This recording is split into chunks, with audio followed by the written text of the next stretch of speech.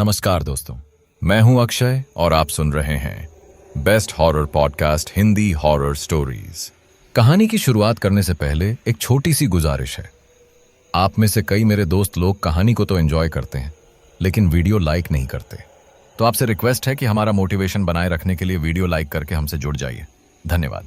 तो आइए ज्यादा समय बर्बाद न करते हुए सुनते हैं आज की यह कहानी। शुभी आज बहुत खुश थी, हो भी क्यों ना। पूरे 6 महीने के इंतजार और तमाम परेशानियों को झेलने के बाद आखिरकार उसे रहने के लिए क्वार्टर मिल ही गया था।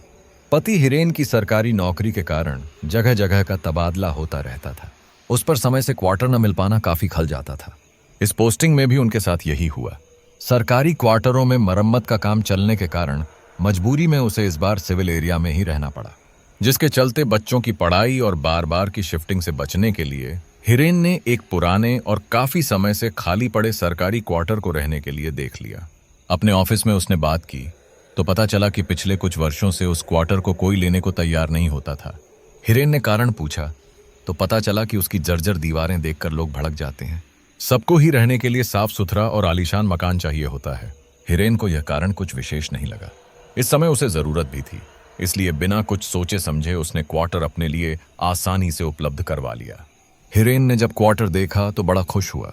लाइन से 2 कमरे, एक पतला सा बंद गलियारा जिसमें एक लोहे का जालीदार दरवाजा था जो घर के पीछे की तरफ खुलता था।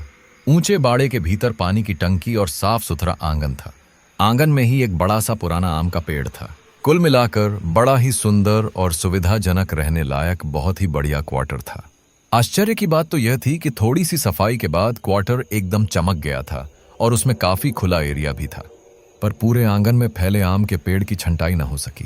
जब भी मजदूरों को छंटाई के लिए बुलाया जाता तो कभी बीमारी तो कभी आवश्यक कार्य का बहाना सुनने को मिल जाता।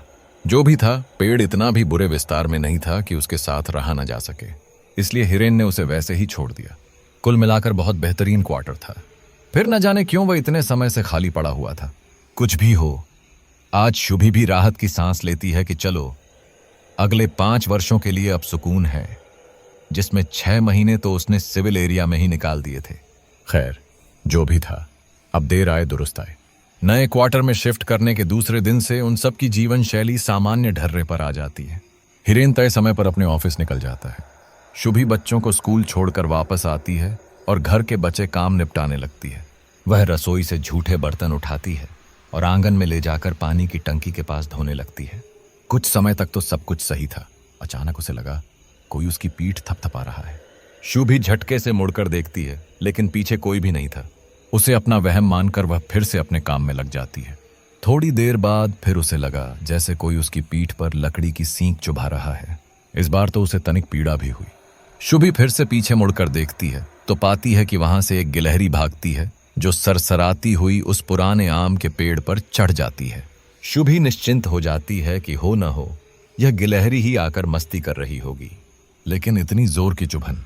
शुभी स्वयं से ही प्रश्न करती है और स्वयं के दिमाग का फितूर मानकर नजरअंदाज करती हुई अपने आगे के काम में लग जाती है। सारा काम समेटते हुए उसे दोपहर के 12 बज जाते हैं। अब तो बच्चों के आने का भी समय हो जाता है। दोनों बच्चे प्राइमरी में ही हैं तो स्कूल जाकर उन्हें लाना पड़ता है। शुभी फटाफट तैयार होकर बच्चों को लेने चली जाती है। स्कूल से निकलते ही कुछ अन्य महिलाओं से उसका परिचय होता है। औपचारिक बातों में ही साथ खड़ी महिला ने पूछा, अच्छा, आप कौन से क्वार्टर में आए हो? MT 15C में जी। शुभी का इतना कहना था कि प्रश्नकर्ता महिला भौचक की होती हुई कहती है, क्या कहा आपने? 15C में शिफ्ट किया है आपने? हाँ, तो क्या हुआ? इसमें इतना चौंकने वाली क्या बात है? माना कि पुराना सा टूटा फूटा था, लेकिन थोड़ी रिपेयरिंग के बाद एकदम शानदार चमक गया है। हाँ, वो सब तो ठीक है, लेकिन आपने उसके बारे में और कोई जानकारी नहीं की क्या? कैसी जानकारी? तब तक उन महिला का रिक्शा आ गया और वह अपनी बात बिना पूरी किए ही चली गई। शुभी भी इस बात को हल्के में लेते हुए बच्चों को लेकर सीधा घर आ जाती है। शुभी के 2 बच्चे, बेटा शिखर 6 बरस का और बेटी सोनी 4 बरस की थी। शुभी दोनों के स्कूल के कपड़े बदलकर उन्हें तैयार करती है और वहीं गलियारे में बैठाकर बतियाते हुए खाना खिलाने लगती है। बच्चे अपनी मीठी जुबान में स्कूल के हर अच्छे बुरे अनुभव को साझा कर रहे थे। शुभी भी दोनों के साथ खुद बच्ची बनकर इस अनमोल क्षण को अपनी ममता के कोष में समा ले रही थी। बातों ही बातों में शुभी ने ध्यान दिया कि सोनी बार बार जाली लगे दरवाजे की तरफ देख रही है। उसे सोनी का यूं देखना अजूबा नहीं लगा। अजूबा यह लगा कि जैसे कोई दरवाजे के बाहर खड़ा हो और वह आंखों ही आंखों में उससे बात कर रही हो। सोनी बड़ी सहजता से उसके प्रति व्यवहार कर रही थी, मानो जान पहचान की हो। शुभी ने जब पूछा, उधर क्या देख रहे हो बेटा? सोनी बड़ी मासूमियत से कहती है, खेलना है। हाँ तो अभी शाम को भैया के साथ खेल लेना, अभी आराम से खाना खाओ और सो जाओ, शुभी ने सोनी को समझाते हुए कहा। शुभी की बात पूरी भी नहीं हुई थी कि उसे लगा जैसे कोई तो दरवाजे के बाहर खड़ा है। उसने उठकर तुरंत दरवाजे की तरफ हाथ बढ़ाया ही था कि लगा जैसे कोई था जो उसकी आहट पाते ही वहां से भाग गया। शुभी को थोड़ी घबराहट तो जरूर हुई, लेकिन यह सोचकर कि सरकारी एरिया है, सुरक्षा की पूर्ण व्यवस्था है, फिर यहां कौन आ सकता है, यह जरूर उसका भ्रम है, यही मानकर वह निश्चिंत हो जाती है। उसने हर रोज की भांति आज भी बच्चों को खिला पिलाकर सुला दिया। इधर बच्चों के बिखरे सामान को तह करती हुई शुभी पुनः अपने काम में व्यस्त हो जाती है। अब तो जब भी वह गलियारे से गुजरती, हर बार उसे दरवाजे के पास किसी के होने का एहसास होता। न चाहते हुए भी उसका ध्यान दरवाजे पर चला जा रहा था। एक बार भ्रम हो सकता है, हर बार नहीं। यही विचार करते हुए वह दरवाजे के निकट जाती है। इस बार जब उसे ऐसा महसूस हुआ कि निश्चित रूप से कोई दरवाजे से सटकर उसे झांक रहा है, तो शुभी झटके से दरवाजा खोलती है और बाहर झांक कर देखती है। सामने वास्तव में एक साया सा भागता नजर आया। शुभी ने जैसे ही दरवाजा खोला, उसे सामने से एक साया भागता सा नजर आता है, जिसे देखते ही शुभी के शरीर में सिहरन उत्पन्न हो गई। ऐसा लगा जैसे पैर के अंगूठे से एक तीखी सुरसुरी उठी और कपाल पर जाकर समाप्त हो गई। उसे अपनी आंखों पर यकीन नहीं हो रहा था। उसने आंखें मलते हुए फिर से देखने का प्रयास किया। इस बार भी वह साया हवा में लहराता हुआ आम के पेड़ में समा गया। कुछ तो अलग था। शुभी बिना क्षण गंवाए जोर से दरवाजा बंद करती है और बच्चों की चिंता करते हुए उन्हीं के पास जाकर बैठ जाती है। वह बार बार खुद को समझा रही थी कि यह सब वहम है, जो देखा वो सब मात्र आंखों का धोखा है, लेकिन उसके हृदय की बढ़ी हुई रफ्तार इसे वहम मानने से इनकार कर रही थी। वह स्वयं से प्रश्नों का किला तैयार करती और स्वयं ही उसे ध्वस्त भी करती। जैसे तैसे उसने अगले 2 घंटे बिताए। अब तक बच्चे भी सोकर उठ गए थे। दोनों ने जिद पकड़ ली कि उन्हें खेलना है, वो भी आंगन में। शुभी कुछ न कुछ बहाने बताते हुए उन्हें शांत करवा देती है, लेकिन सोनी ने जिद ही पकड़ ली कि उसे आंगन में खेलने जाना है तो बस जाना है। शुभी को सोनी की जिद से उलझन होने लगी थी। उससे बर्दाश्त न हुआ। बच्चों से कभी ऊंची आवाज में बात न करने वाली शुभी का हाथ उठ गया। सोनी को कतई अंदेशा भी नहीं था कि शुभी उसे इस तरह से थप्पड़ मार देगी। सोनी सुबक कर रोने लगी। उसकी रोने की आवाज पूरे घर में गूंज रही थी। तभी अचानक बाहर से वही दरवाजा भड़ भड़ का शोर करने लगा।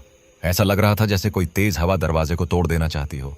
इतनी जोर की आवाज सुनते ही पहले से परेशान शुभी ने भयवश दोनों बच्चों को अपनी बाहों में भींच लिया। मां का स्नेह पाते ही सोनी चुप हो गई। सोनी के चुप होते ही दरवाजे से भड़भड़ाने की आवाज भी रुक जाती है। ऐसा लग रहा था मानो दरवाजा सोनी के रोने से बेहाल हो गया हो। सांझ हो चली थी।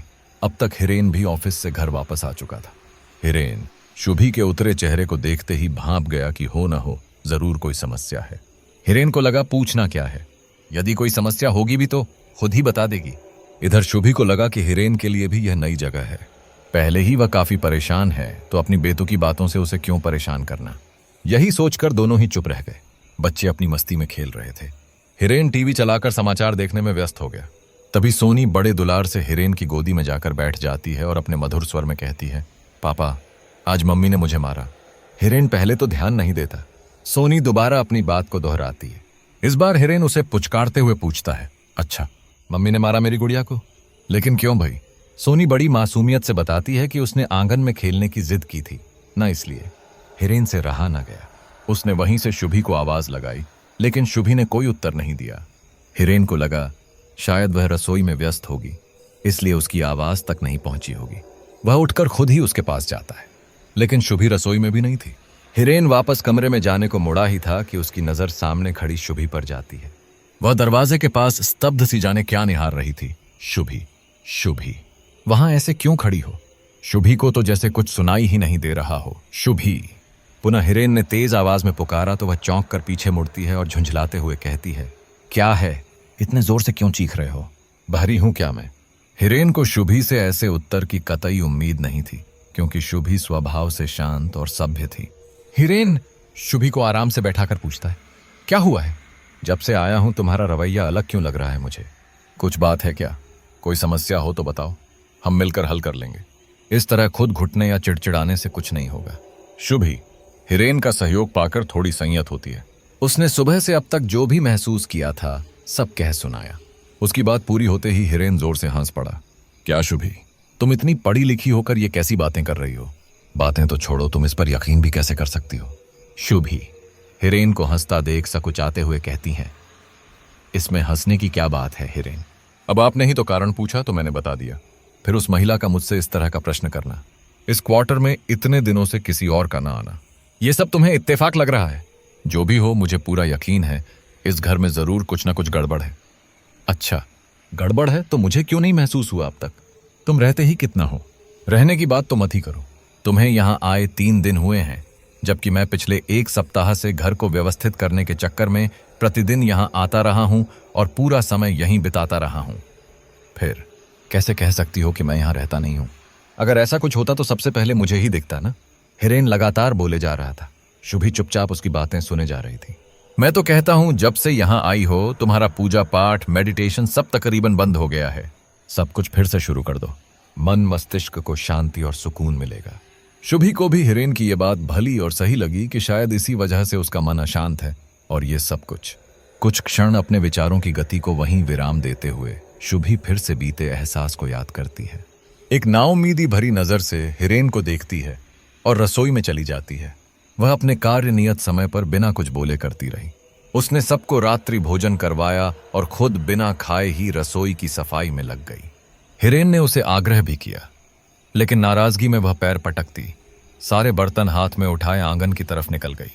वह गुस्से में आंगन में तो आ गई, लेकिन बर्तन की सफाई में कम और इधर उधर देखने में उसका ध्यान अधिक लग रहा था।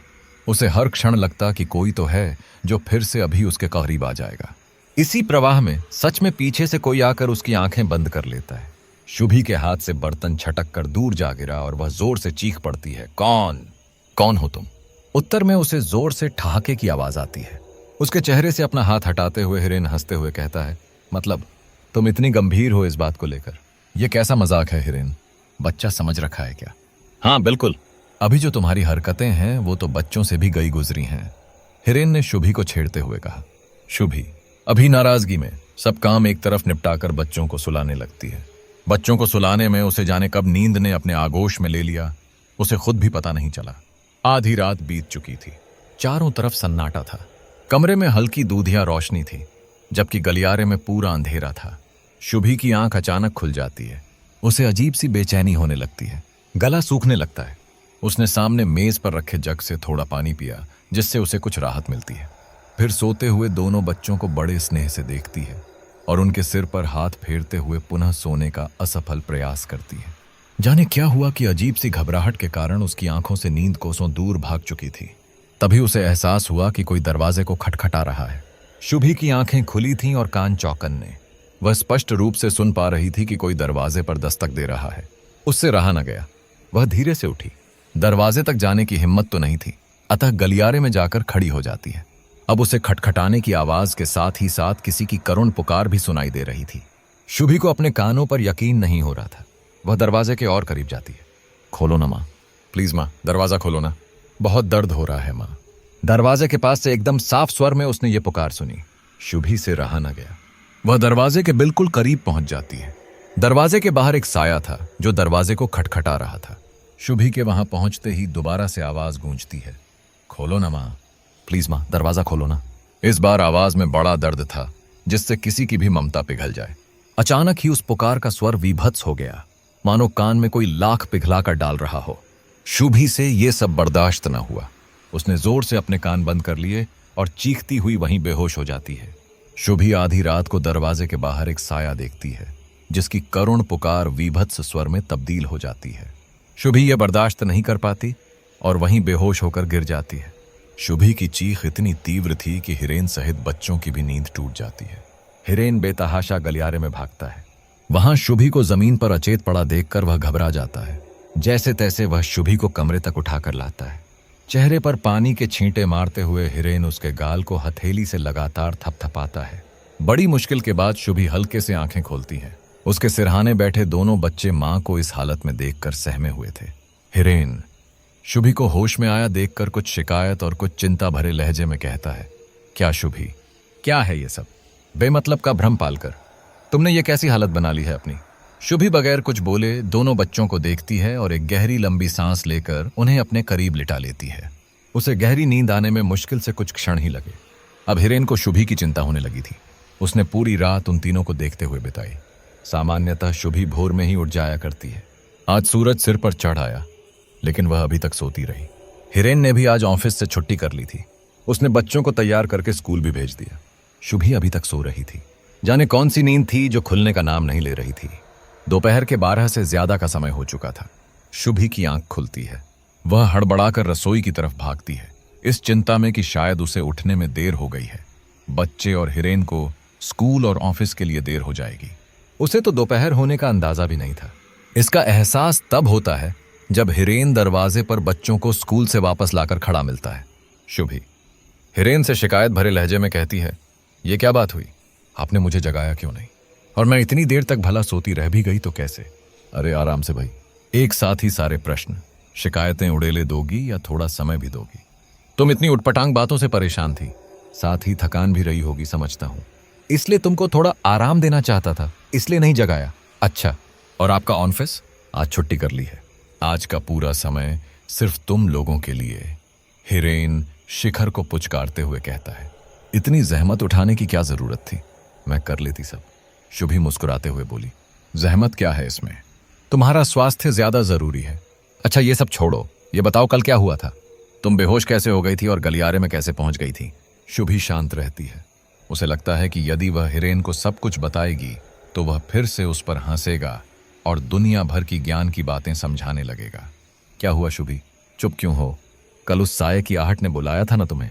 शुभी को लगा कि हिरेन सच में साये वाली बात को मान गया है और उसके समर्थन में ऐसा बोल रहा है। उसने तपाक से हाँ बोल दिया। शुभी का हाँ बोलना था कि हिरेन जोर से हंस पड़ा। शुभी चिढ़ते हुए कहती है, बस मैं इसीलिए आपको कुछ नहीं बता रही थी। जैसे तैसे अपनी हंसी रोकते हुए हिरेन कहता है, अरे बाबा, कोई साया वाया नहीं है और न ही तुम्हें कुछ हुआ है, बस कमजोरी है। चलो शाम तक डॉक्टर को दिखा लो। थोड़ा रुककर हिरेन फिर से बोलना शुरू करता है, वैसे एक बात बताओ, ये भूत प्रेत साया सपने, वो भी हकीकत वाले, ये सब महिलाओं के ही खाते में क्यों हैं? हम पुरुषों से क्या एलर्जी है इन सबको? हिरेन मजाक करते हुए फिर से जोर से हंस पड़ता है। शुभी घूर कर देखती है तो माफी मांगते हुए हिरेन बच्चों की देखरेख में लग जाता है। शुभी के लाख मना करने के बाद भी हिरेन ने उसे एक भी काम छूने नहीं दिया। शुभी शाम तक सच में हल्का महसूस कर रही थी। थोड़ी देर के लिए वे लोग बाहर पार्क में भी चले गए। अब शुभी पहले से सामान्य थी। हिरेन खुश था कि उसकी एक दिन की तीमारदारी से शुभी स्वस्थ हो गई है। रात हो गई थी, सब सोने की तैयारी में थे। हिरेन निश्चिंत था कि अब सब ठीक है। हिरेन तब तक नहीं सोया जब तक कि शुभी और बच्चे सो नहीं गए। सब कुछ सही भी था, लेकिन आधी रात बीतते ही शुभी की आंख फिर से खुल जाती है। फिर वही उलझन, वही घबराहट। उसने उठकर सामने मेज से पानी का जग उठाया ही था कि जग हाथ से छूटकर गिर गया। छन्न की आवाज से हिरेन की भी नींद टूट गई। जब तक वह कुछ बोलता, शुभी बेसुध सी गलियारे की तरफ जाने लगी। हिरेन ने आवाज भी लगाई, लेकिन उस पर कोई प्रभाव नहीं पड़ा। शुभी एक गहरे आकर्षण की तरफ भागती जा रही थी और सीधा दरवाजे पर जाकर ही रुकती है। शुभी को फिर से वही साया दरवाजा पीटते हुए सुनाई देता है। खोलो ना माँ, प्लीज माँ, बहुत दर्द हो रहा है। माँ खोलो ना दरवाजा। शुभी ने देखा, पीछे हिरेन भी खड़ा है। वह बावली सी भागकर उसके पास जाती है। देखा ना हिरेन आपने, आप इसे मेरा भ्रम कहते हो। अब खुद ही देख लो कैसे वो साया पुकार रहा है। ये क्या पागलपन है शुभी? तुम्हारा मानसिक संतुलन बिगड़ता जा रहा है। कुछ भी तो नहीं है दरवाजे के पास, आम के पेड़ की छाया पड़ रही है बस। और जिस पुकार की तुम बात कर रही हो वो गश्त लगाते चौकीदार की है। होश में आ जाओ और ये पागलपन छोड़ दो। शुभी पागलों की तरह अपनी बात बराबर दोहराए जा रही थी। हिरेन को अब झुंझलाहट होने लगी। उसने आप देखा न ताओ, शुभी को कठोरता से झंझोड़ते हुए ऊंची आवाज में कहा, चुप हो जाओ, अब एक शब्द भी नहीं बोलोगी तुम।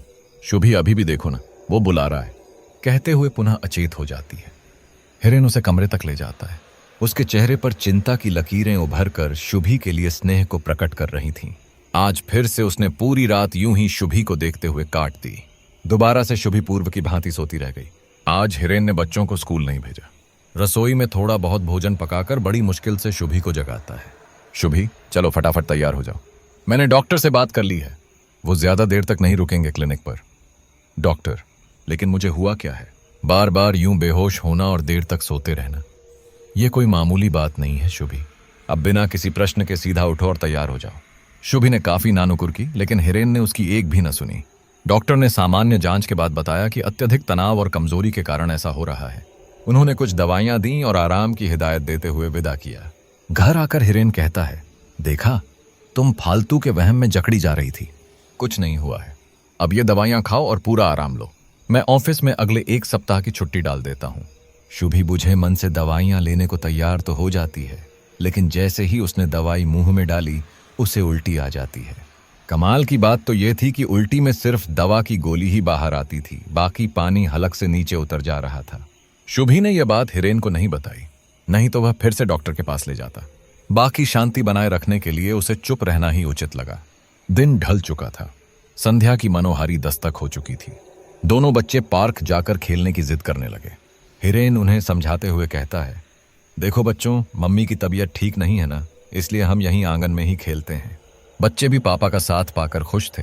दोनों फटाफट भागकर अपना क्रिकेट किट लाते हैं और फिर क्या, शुरू हो जाता है रोमांचक खेल। बाकी सब तो ठीक ही था, लेकिन यह सोनी की गेंद बार बार आम के पेड़ के पास चली जाती तो ठीक, लेकिन यदि सोनी वहां से गेंद लेने के लिए भी जाती तो कुछ देर तक पेड़ की डालियों के बीच देखती रहती। ऐसा उसने कई बार किया। हिरेन ने पूछा तो उसने ऊपर की तरफ उंगली से इशारा कर दिया। हिरेन उत्सुकतावश पेड़ के नीचे जाता है और ऊपर की तरफ देखता है तो आश्चर्यचकित रह जाता है। पेड़ के बीचों बीच डालियों में छिपकर बहुत सारे आम लगे हुए थे। बेटा शिखर भागकर जाता है और शुभी को बताता है। शुभी बेतहाशा भागती हुई आती है। अब तक तो हिरेन पेड़ पर चढ़कर अनगिनत आमों का भंडार लगा चुका था। शुभी नाराजगी भरे स्वर में कहती है, हिरेन, क्या बचपना है? इसमें बचपना क्या है? बिना कुछ सोचे समझे आप पेड़ पर चढ़ गए और आम तोड़ भी लिए। यह बचपना नहीं तो और क्या है? ओहो, छोड़ो भी ना, देखो तो सही कितने बेहतरीन आम हैं। इतने सुंदर आम तो शायद मैं जीवन में पहली मर्तबा देख रहा हूं। बेहतरीन के चक्कर में आप सिर्फ अपना ही नुकसान करवाओगे। एक बार सोचा भी नहीं कि इस मौसम में भला आम कहां से फलेगा, और फिर सिर्फ अंदर घुसकर ही क्यों फल है? सोचा एक बार भी? तुमको पता नहीं, कुछ आमों की किस्म ऐसी भी होती है जिसकी फसल वर्ष में 2 बार होती है। हाँ, तो वो इधर नहीं होते ना, वो सब परदेसी किस्म है। अरे यहाँ क्या वहाँ क्या, मिट्टी थोड़े ना मना कर देगी कि मैं ये पौधा नहीं उगाऊंगी। अरे लगा दिया होगा किसी ने, इसमें इतना सोचने वाली क्या बात है? हिरेन पेड़ से नीचे उतरकर बच्चों के साथ आम समेटने लगता है। बच्चे बेमौसम आम देखकर बड़े उत्साहित हो रहे थे। काफी संख्या में आम थे, तो हिरेन शुभी से अनुरोध करता है, क्यों ना हम कुछ आम पड़ोसी को भी दे दें जो सामने ही रहते हैं। शुभी तो बिल्कुल भी तैयार न थी। उस पर वह खुद जाकर आम दे, इसके लिए तो बिल्कुल भी नहीं। उसने यह कहते हुए मना कर दिया कि उसे अभी बहुत थकान है। क्या शुभी, देखो ना, अधपके से हो रहे हैं आम, रात होने को है। कल तक ये खराब ना हो जाए। हम कितना खा लेंगे? फेंकने से तो बेहतर है ना किसी के काम आ जाए। कहते हुए हिरेन आधे आमों को एक टोकरी में भरता है और सामने घर के दरवाजे पर पहुंचकर दरवाजा खटखटाता है। दरवाजा खोलने वाली एक महिला थी जो लगभग 40 या 45 वर्ष की रही होगी। हाँ जी, कहिए। जी, मैं हिरेन, ये आपके सामने वाले मकान में अभी अभी शिफ्ट हुआ हूँ। हमारे आंगन में काफी सारे आम टूटे हुए थे, हमने सोचा कि आप लोग। हिरेन अपनी वाणी को यहीं विराम देते हुए आम की टोकरी आगे बढ़ा देता है। सामने खड़ी महिला ने अजीब सा मुंह टेढ़ा करते हुए कहा, आम देने आए हैं, वो भी खाली टोकरी लेकर। जाने कैसे कैसे लोग हैं, घर लेने के पहले पता भी नहीं करते और फिर खाली टोकरा सर पर लेकर घूमते रहते हैं। हिरेन जब तक उसकी बात को समझ पाता, उन महिला ने बस इतना कहते हुए धम्म से दरवाजा बंद कर लिया। हिरेन को देखकर उस महिला का यूं मुंह बिचकाना, ऊपर से उसके मुंह पर ही दरवाजा बंद कर लेना, हिरेन को खल गया। उसे समझ नहीं आ रहा था कि वह तो इतने प्रेम से आम लेकर आया था और यह महिला इस तरह उसकी बेइज्जती कर रही है। वह मन ही मन उस महिला की अभद्रता पर कुढ़ रहा था। हिरेन घर वापस जाने से पहले अपने ऑफिस के कुछ कलीग्स को फोन करता है। क्योंकि इस सोसाइटी में वह अभी नया था और बात अब नाजुक मोड़ पर आ चुकी थी, तो किसी और से बात करना वाजिब नहीं था। हिरेन सबसे पहले अपने कलीग रमन को फोन करता है। रमन, जिस घर में हमने अभी शिफ्ट किया है उसमें कुछ समस्या है क्या? समस्या? कैसी समस्या सर?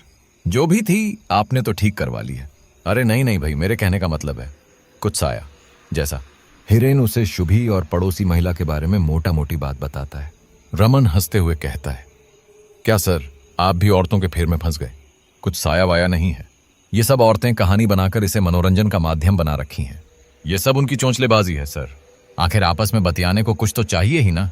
और फिर जरा भी अलग एहसास हुआ या जरा सा सर भी दुखा तो उसे भूत प्रेत को समर्पित कर देती हैं। रमन को लगा शायद उसने कुछ ज्यादा ही बोल दिया। थोड़ा रुक कर वह फिर बोलता है, अरे माफी चाहूंगा सर, मैं मैडम की बात नहीं कर रहा था। बाकी जितना मैं जानता हूं मैडम तो खासी पढ़ी लिखी और समझदार हैं, लेकिन अन्य औरतें ऐसा ही तो करती हैं ना सर। आप एक बात और सोचिए, वहां इतने मजदूर थे, उस आम के पेड़ की छंटाई भी की गई थी, लेकिन उन सबको तो ऐसा कुछ भी महसूस नहीं हुआ। फिर इन औरतों को। हिरेन ने रमन की बात को वहीं पर रोकते हुए कहा, हाँ ठीक है, अभी मुझे जरूरी काम है, मैं आपसे बाद में बात करता हूं। रमन से बात करने के बाद हिरेन ने अन्य साथियों से भी बात की। सबका यही कहना था कि ये सब वहम पाल रखे हैं, बाकी वहां साया वाया जैसा कुछ भी नहीं है। हिरेन को अब उस महिला की अभद्रता पर गुस्सा आ रहा था। बिना सिर पैर की बात करके वह बकवास कर गई थी। मन ही मन बड़बड़ाते हुए वह घर की तरफ जाने लगा। तभी किसी अनजान नंबर से कॉल आती है। सामने से किसी परिणीति नाम की महिला ने शुभी से बात करने की इच्छा व्यक्त की। हिरेन भी इस महिला से अपरिचित था, जबकि शुभी के हर नाते रिश्तेदार और सहेलियों से वह भली भांति परिचित था। हिरेन ने पूछने का प्रयास भी किया, लेकिन वह महिला जो अपना नाम परिणीति बता रही थी, सिर्फ इतना भर कह पाई कि उसे शुभी से ही बात करनी है। इतना कहते ही उसने कॉल काट दी। यहां पर हिरेन का दिमाग घूम गया। उसे लगा कि अभी तो सबसे बात करके निश्चिंत हुआ हूं, फिर यह अनजान महिला जाने कहां से आधमकी है, कहीं यह शुभी से फिर कुछ ऊटपटांग बात न कर दे। यही सब विचार करते हुए वह परिणीति को पुनः संपर्क करता है। आपको शुभी से क्या बात करनी है? वास्तव में मैं अभी बाहर था तो आपसे बात नहीं करवा सका, इसलिए कुछ आवश्यक हो तो बता दीजिए, मैं उसको बता दूंगा। हिरेन ने सीधा सा प्रश्न किया। नहीं, मुझे सिर्फ शुभी से ही बात करनी है, तो जब भी घर पहुंचे उससे बात करवा दीजिए। आप बस इतना बता देना कि उस क्वार्टर से संबंधित कुछ बात है। परिणीति का स्वर चिंता और भय मिश्रित था।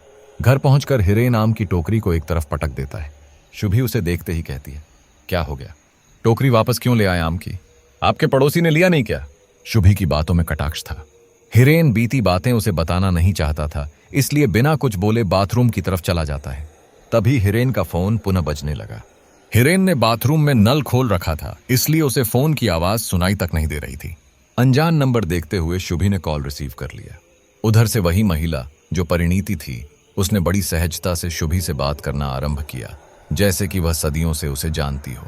हाँ शुभी, मैं परिणीति बोल रही हूँ। परिणीति? कौन परिणीति? शुभी ने अनभिज्ञता व्यक्त करते हुए कहा।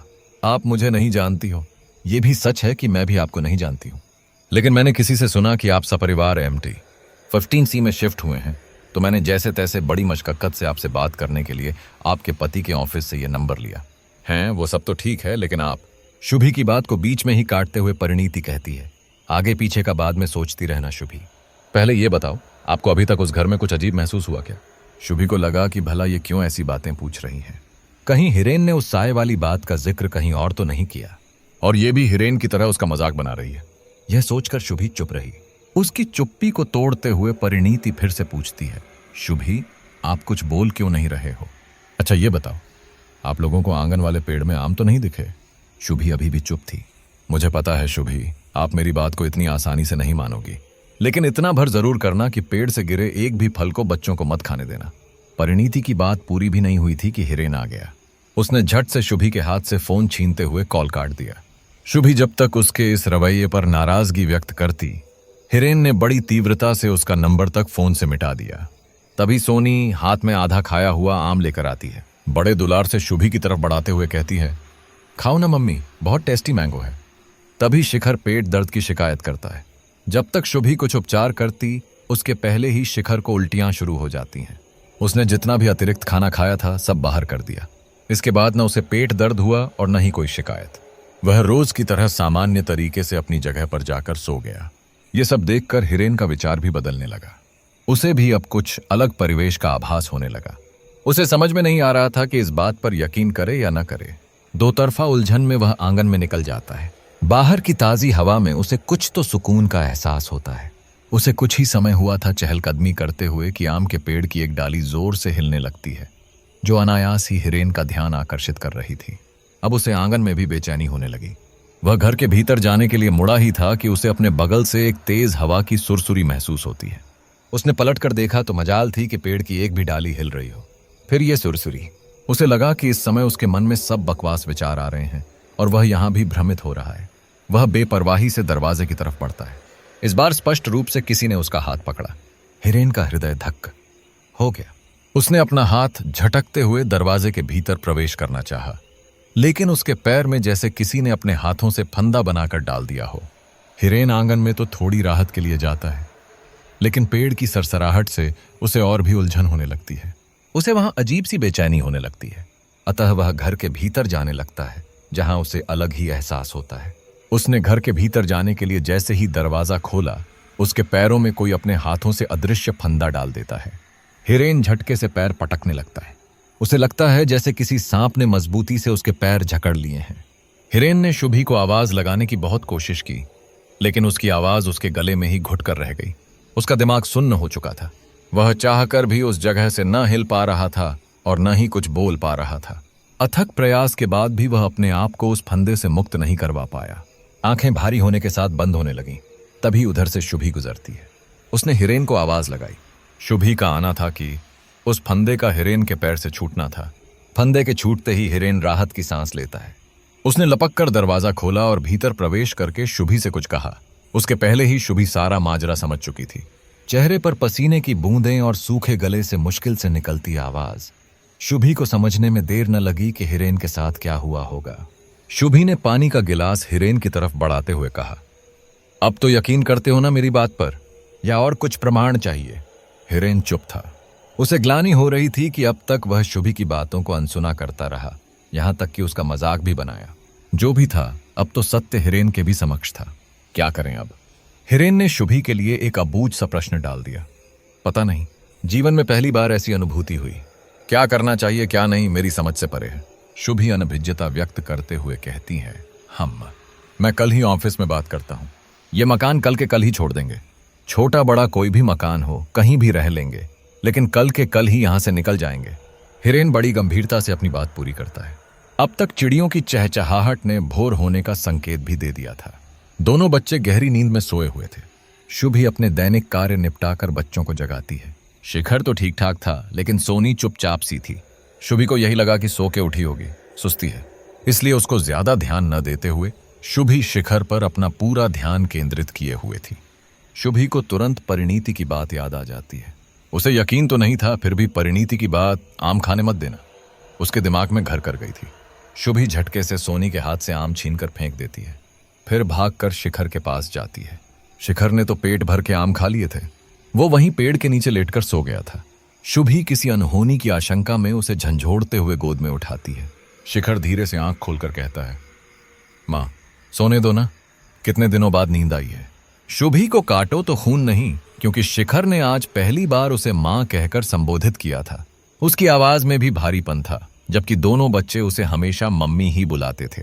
शुभी उसे जगाने का बहुत प्रयत्न करती है, लेकिन शिखर सिर्फ पलकें झपकाता और फिर बस सोने दो ना मां कहते हुए उसकी गोद में किसी बिछड़ी ममता की तरह दुबक जाता। शुभी की आंखों से चिंता भरे आंसुओं की धार बह चली। उसने हिरेन को चीख कर बुलाया और रोते हुए कहा, लो देख लो अपनी जिद का नतीजा। कैसा नतीजा शुभी? बच्चा है, थक गया होगा और सो गया। अभी इसे कमरे में ले चलता हूं, हिरेन लापरवाही से कहता है। आज से पहले कभी देखा है आपने शिखर का यह रूप, कि कहीं भी पड़कर सो जाए, वो भी इस समय? अरे समझते क्यों नहीं आप? शुभी बराबर रोए जा रही थी। समझना क्या है, तुम पागल हो चुकी हो बस, हिरेन चिल्लाकर कहता है। ऐसा है तो मैं सुबह ही मां के पास चली जाऊंगी। आप रहो अपनी जिद और मॉडर्न सोच के साथ। इस समय हिरेन और शुभी का आदर्श कहा जाने वाला परिवार जैसे जंग का मैदान बन चुका था। आज से पहले तो कल्पना में भी इन दोनों के बीच कभी बहस नहीं हुई थी। शुभी शांत होकर शिखर को संभालती है। रात का भोजन सिर्फ सोनी ही करती है। बाकी न हिरेन और न ही शुभी ने कुछ खाया। शिखर को तो दोनों जगह जगह कर परेशान हो गए, लेकिन वो खाने के लिए भी न उठा। रात गहराती जा रही थी। शुभी की आंखों में नींद नहीं थी। वो अपलक बच्चों को निहारे जा रही थी। हिरेन नाराजगी के कारण दूसरे कमरे में सोने चला गया था। आधी रात से अधिक का समय हो गया था। हिरेन को शुभी की चिंता हुई तो उठकर वो शुभी के कमरे में आ गया, क्योंकि हर रोज शुभी इसी समय दरवाजे के पास जाकर बेहोश हो जाती है। हिरेन जैसे ही कमरे में पहुंचता है, शिखर ने अचानक से अपनी आंखें खोल दी और बड़ी निश्चलता से कहा, मां, भूख लगी है। शुभी पलटकर देखती है तो घड़ी 2 बजने का संकेत दे रही थी। एक बार तो उसने सोचा, इतनी रात को भला। तब तक शिखर दोबारा कहता है, मां, जोर की भूख लगी है, अभी लाती हूं बेटा। कहते हुए शुभी रसोई की तरफ जाने लगती है। तभी शिखर उसके कपड़े खींचकर अपने पास बैठा लेता है और उससे लिपट जाता है, जैसे सदियों के वियोग का भय उसे शुभी से अलग होने से डरा रहा हो। शिखर शुभी के आंचल में मुंह छुपाकर कहता है, आप मत जाओ मां, वो जाएंगे। उसने हिरेन की तरफ संकेत किया। हिरेन बिना समय गनवाए रसोई से उसके लिए खाना ले आता है। शिखर शुभी के हाथ से खाने की इच्छा व्यक्त करता है। शिखर खाना तो ऐसे खा रहा था जैसे उसने बहुत दिनों से कुछ भी ना खाया हो। साथ ही बार बार वह शुभी का हाथ खींचकर उसकी उंगलियां भी चाटने लगता। शुभी भी अपनी ममता का सागर उस पर उड़ेलते हुए उसे खिलाए जा रही थी। बहुत स्वाद है मां, बहुत स्वाद। शिखर हर निवाले के साथ यह भी दोहराता जा रहा था। आश्चर्य की बात तो यह थी कि उसने सबके हिस्से का खाना खा लिया, लेकिन अभी तक उसका पेट नहीं भरा था। हिरेन ने बस करते हुए कहा, बस करो, कितना खाओगे? अब तो रसोई में दोबारा पकाना पड़ेगा बेटा। शिखर घूरकर हिरेन की तरफ देखता है। उसकी आंखों में खून उतर आता है। हिरेन भी डर गया। उसके इस स्वरूप को देखकर शिखर फिर से शुभी से चिपकते हुए अचानक कांपने लगा। शुभी और हिरेन दोनों ने उसे पकड़ रखा था, फिर भी उसका शरीर नियंत्रण में नहीं था। हिरेन का हाथ लगते ही वह उसे जोर का धक्का दे देता। जाने कहां से उस बच्चे में इतनी ताकत आ गई थी कि हिरेन भी उसे संभाल नहीं पा रहा था। शिखर का शरीर थर-थर कांपते हुए मचलने लगा। सहसा उसके मुख से एक हिचकी आती है और वह सामान्य हो गया। शिखर, मेरे बच्चे, शांत हो जा, शुभी रोते हुए कहती है। शिखर शुभी को रोता हुआ देखकर परेशान हो गया। रो क्यों रही मम्मी? शिखर की आवाज सामान्य हो चुकी थी। उसकी जुबान से मम्मी सुनते ही शुभी को अजीब सी राहत मिलती है। उसने शिखर को भींचकर गले लगा लिया। हिरेन ने वैसे तो ऑफिस से सप्ताह भर की छुट्टी ली हुई थी, लेकिन घर बदलने के चक्कर में वह फटाफट तैयार हो जाता है। इससे पहले ही उसने शुभी से घर के सारे काम निपटाकर आगे वाले कमरे में रहने की सलाह दी। हिरेन घर से निकलने से पहले शुभी को समझाते हुए कहता है, चिंता मत करो, सब ठीक हो जाएगा। मेरे पीछे घबराना या डरना मत। यही इसी कमरे में बच्चों के साथ रहना। मैं काम निपटाकर जल्दी ही आ जाऊंगा। हिरेन जैसे ही घर से बाहर निकलने वाला था कि उसके पैर फिर से जड़ हो गए। कदम बढ़ाना तो क्या, उसके पैर जगह से हिल भी नहीं रहे थे। समझ नहीं आ रहा था कि अचानक पैर कैसे रुक गए। उसके चेहरे पर उभरते चिंता के भाव को पढ़ते हुए शुभी कहती है, हिरेन, आप परेशान लग रहे हो। कोई समस्या लग रही हो तो 2 क्षण बैठ जाओ, फिर घर से निकलो। हिरेन को शुभी की बात सही लगती है। उसकी शंका अभी भी बनी हुई थी कि कहीं उसके पैर पीछे मुड़ने के लिए भी ऐसे ही जड़ न बने रहें। फिर भी उसने प्रयास किया। वह जैसे ही घर के भीतर की तरफ मुड़ता है, उसके पैर एकदम हल्के हो चुके थे। इस अनुभूति से वह भीतर आने की बजाय पुनः बाहर की तरफ कदम बढ़ाता है। ये क्या? फिर वही, पैर सुन्न हो रहे थे। हिरेन शुभी को जब इस परिस्थिति से अवगत करवाता है तो शुभी ने कहा, रुकिए हिरेन, मैं देखती हूं। शुभी आराम से घर के बाहर कदम रख रही थी। उसे तो किसी भी प्रकार की कोई भी समस्या नहीं हुई, लेकिन हिरेन जैसे घर के बाहर जाने के लिए कदम निकालता, फिर वही। शुभी ने सुझाव दिया, हिरेन, आप बच्चों के पास रुको, मैं ही चली जाती हूं आपके ऑफिस। हिरेन ने अनमने मन से हां कर दिया। शुभी जल्दी से तैयार होकर आती है। चिंता भरे लहजे में कहती है, वो सब तो ठीक है हिरेन, लेकिन आज ही घर छोड़ना है। हम जाएंगे कहां? कहीं भी शुभी, अभी जाकर देखता हूं। सरकारी मिला तो ठीक, नहीं तो भी होगा। जहां भी होगा सब चलेगा। मेरे एक परिचित का घर खाली है। छोटा होने के साथ असुविधाजनक भी हो सकता है। हम थोड़ी समस्या झेल लेंगे, लेकिन अब और नहीं रुकना। मुझे तुम और बच्चे ज्यादा प्यारे हैं। हिरेन की आंखें भर आई थीं। शुभी हिरेन के हाथ पर अपना हाथ रखते हुए धीरज बंधाती है और घर से बाहर निकलने के लिए कदम बढ़ाती है।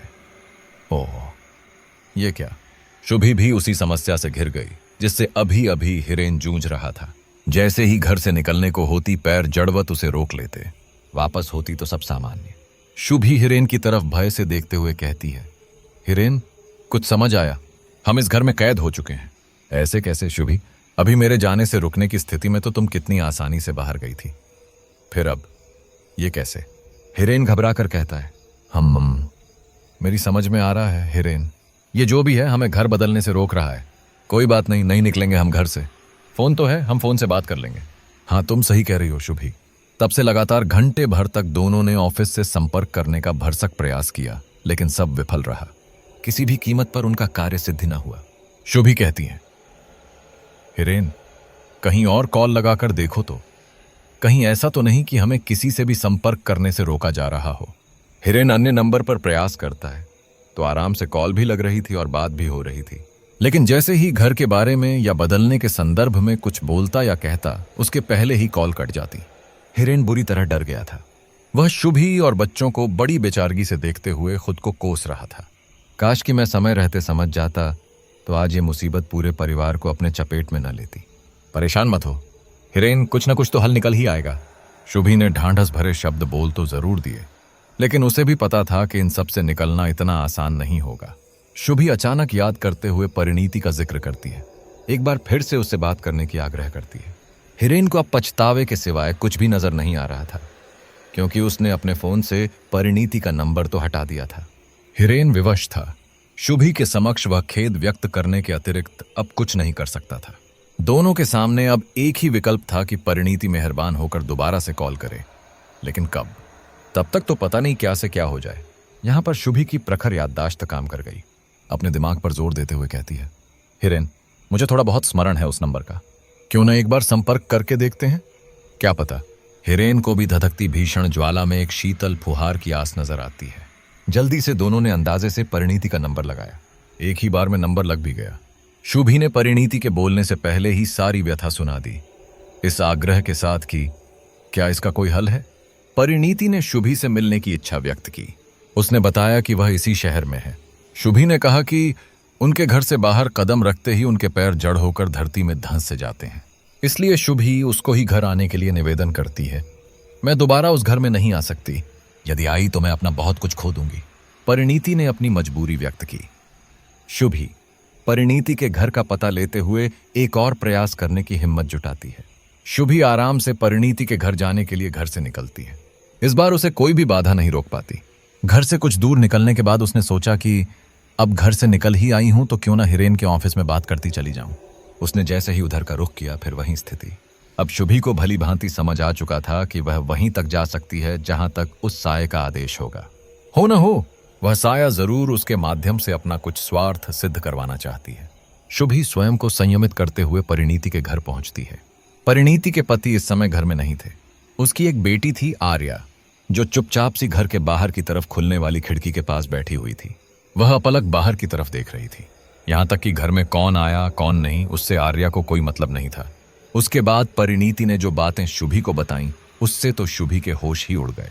शुभी को घर से बाहर आने का कोई विकल्प नहीं सूझता। तभी उसे परिणीति का स्मरण होता है। परिणीति से बात करके शुभी उसके घर जाती है, जहां उसकी एकलौती 12 वर्षीय बेटी आर्या और वह खुद दो ही प्राणी घर में रहते हैं। परिणीति के पति का तबादला दूसरे शहर में हुआ था, जिससे वे कम समय के लिए ही घर में रहते थे। आर्या, जो बड़ी प्यारी बच्ची थी, शुभी को एक नजर में उसमें सब सामान्य नहीं लगा।